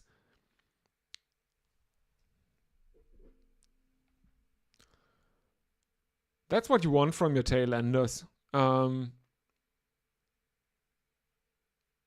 for it. Play a lot of shots. 125 for 7. 2 deliveries left in the 15th. The target is 284. Bishnoi coming in. This one is on the stumps and it is missed by Jansen. There is no run.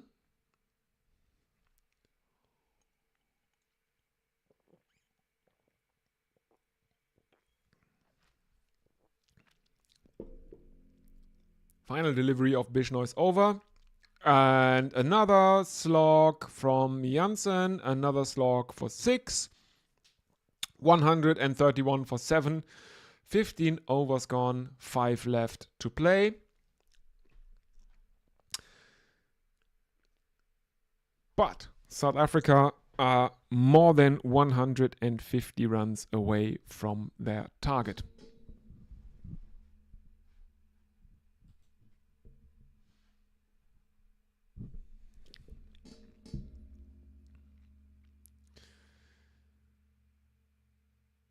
Bishnoi is a bit annoyed with himself, giving up that 6. But as we say in German, was regt sich denn auf? Why is he annoyed? The run rate is north of 30 right now. So, Akshay Patel into the attack. First time this evening. Left arm around the wicket to the right-handed Coetzee, who can only play out 2 dots. The second one is fielded at cover. 131 for 7, 15.2 overs gone. Akshay almost 15 kilometers slower than Bishnoi, and his third delivery brings Akshay the desired wicket as Gerald Coetzee gets the top edge, skies one, and is caught.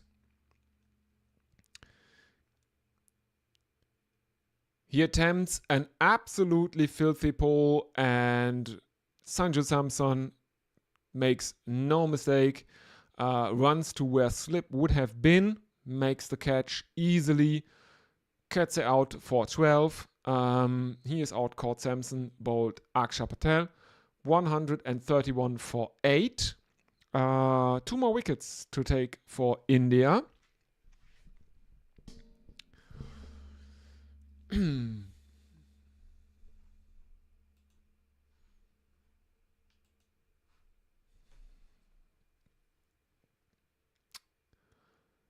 Let's see.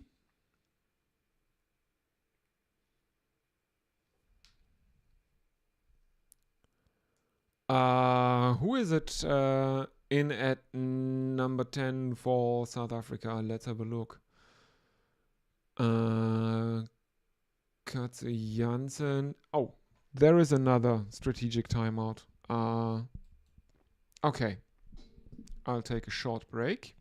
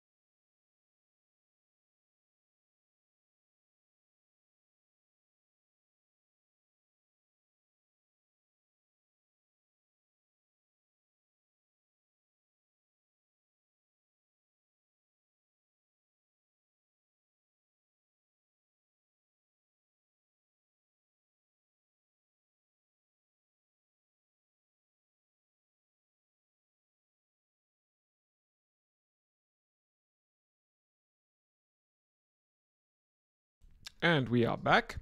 Keshav Maharaj is in at 10 for South Africa, and he plays out 2 dot balls and is off the mark with a single on his third delivery.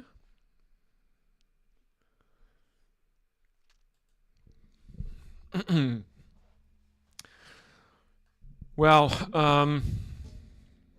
yeah, I guess there's not that much to say now about this match.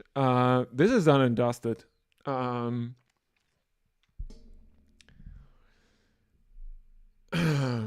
Africa are 132 for 8 after 16 overs in pursuit of 84. Sorry. India made 283 for 1 in their innings. Abhishek Sharma being the only Indian batsman dismissed by Zimpala.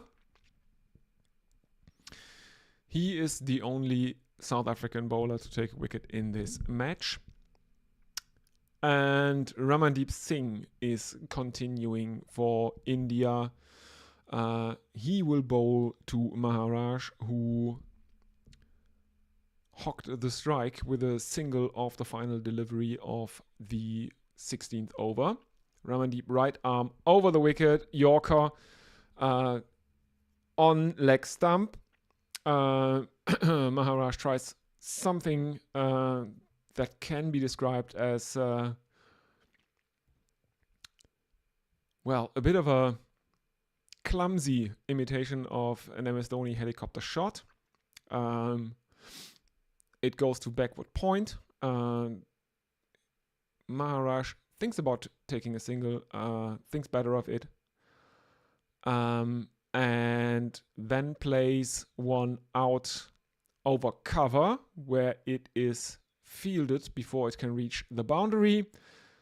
Maharaj takes a couple. 134 for 8.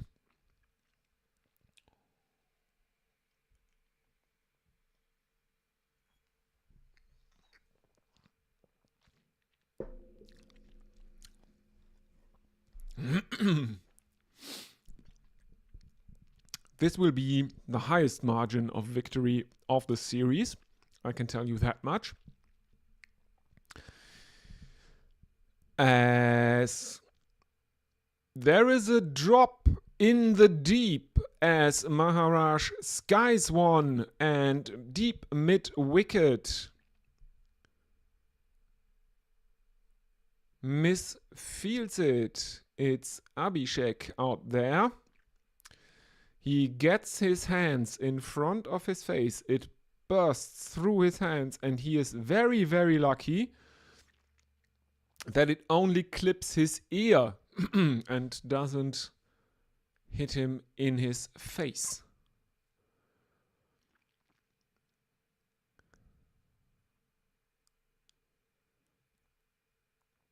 Well,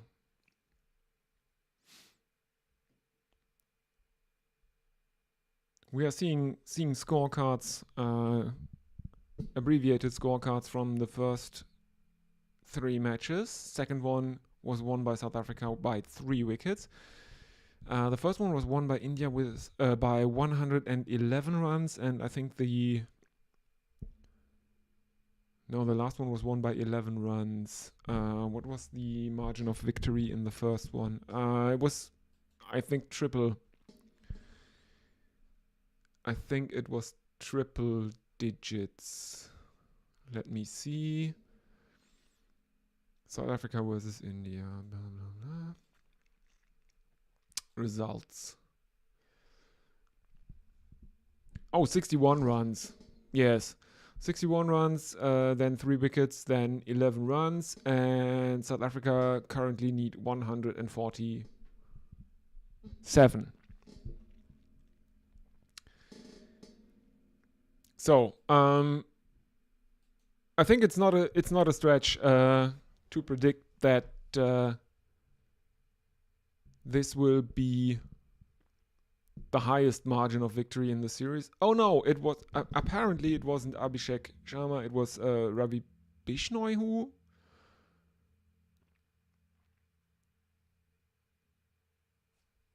who got his ear clipped by that drop. As we are now seeing that Varun Chakravarti, Arshdeep Singh and Ravi Bishnoi are the top 3 wicket takers in the series, as Keshav Maharaj takes another single. The most runs, Tilak Varma, Sanju Samson, Tristan Stubbs, then Abhishek Sharma and Marco Jansen.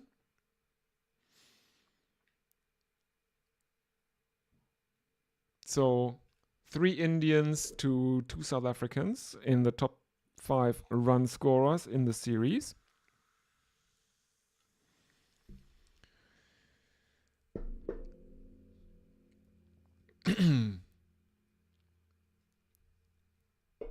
And another lap sweep, this time by Jansen of Ramandeep, and it goes for 4 runs, 141 for 8.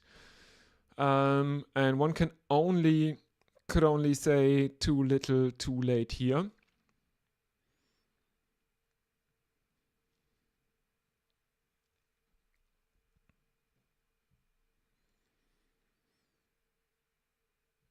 One delivery in Ramandeep's 3rd over, still to be bowled. Marco Jansen is on strike. Maharaj took 5 runs off this over so far, and Jansen 4 with 1 shot. Final delivery to come up.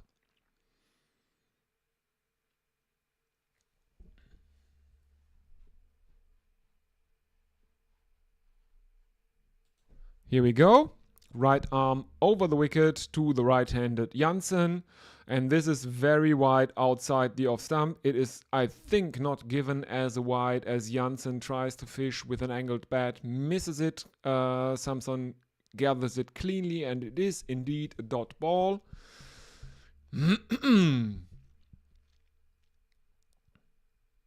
As we are seeing what's coming up for South Africa. A women's test, 2 tests against Sri Lanka and 2 tests against Pakistan in this southern summer.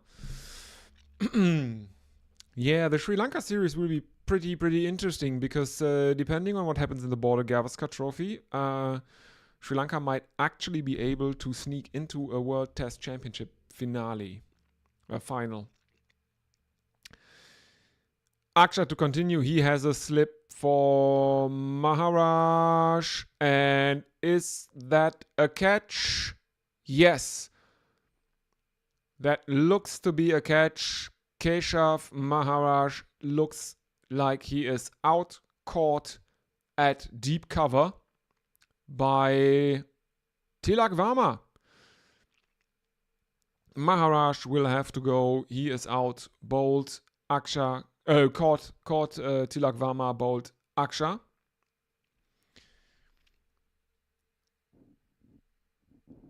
And India have 1 more wicket to get to end proceedings prematurely here. Maharaj goes for 6. Caught Varma, bowled Aksha.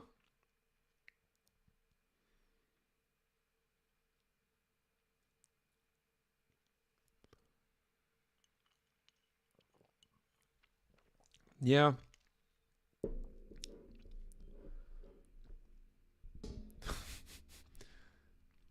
And Tilak Varma loses his trousers, so I can tell you he's wearing Nike underwear. If anyone is interested, a bit like the famous incident with Michael Vaughan. Lutusi Pamla is in at number 11 for South Africa. And I don't think the broadcaster thinks that knowing Sipamla's stats with the bat is in any way relevant. So it doesn't show it. First delivery is a dot ball. The next one is played out to mid-wicket. There is a single in that for Sipamla. So Janssen is back on strike. Aksha still has 3 deliveries in the 18th over left. South Africa 142 for 9. And let's see. Aksha has a slip. There is a backward point. There's a fine leg. And there is a reverse sweep. And Sanju Samson is appealing. The bowler is unimpressed. It is taken at slip. I think it was played into the ground, bounced up again, and was then caught by slip. No one is actually thinking about reviewing that.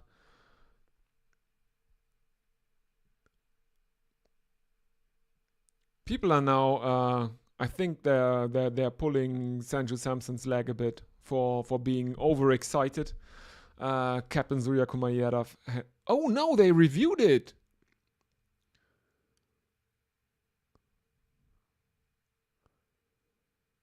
We are now seeing the replay. He's coming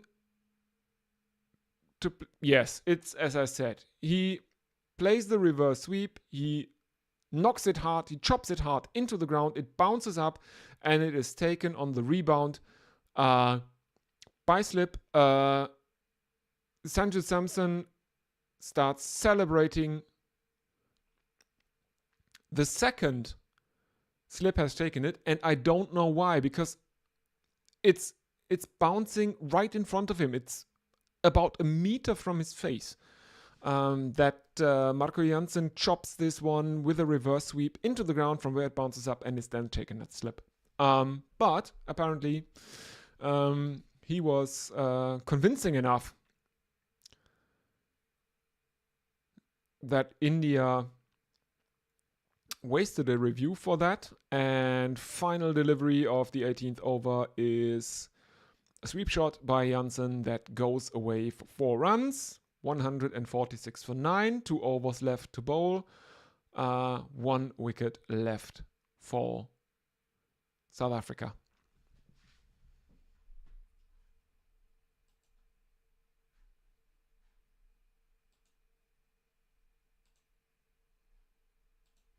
Let's have a look if there is anything on social media.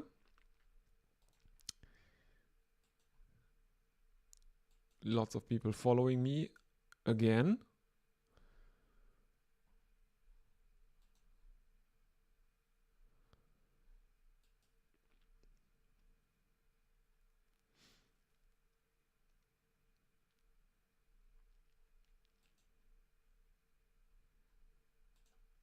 Nope, I don't think there is anything. Ramandeep to continue bowl the 19th over.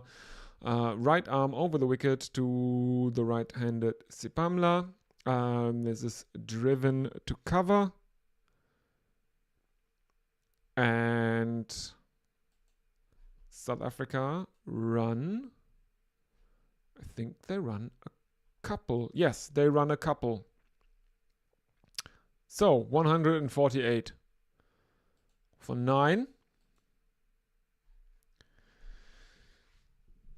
As we are seeing a comparison of the fastest bowlers, and Gerald Coetzee is up there at almost 150 kilometers. And Sipamla skies one that is held onto by backward point. An attempt at a cover drive. He gets an edge to it. It goes up into the air, and India win by 135 runs. They not only win this match, they also win the series. 4 T20 internationals in this series. One was won by South Africa. For them, this match was important in the sense that they could have kept the series a draw, not dropping a home series to India. They didn't manage that. Instead, India win the 4 T20I series 3-1 after losing the lowest scoring match of the series to South Africa. Let's have a short look at the scorecard.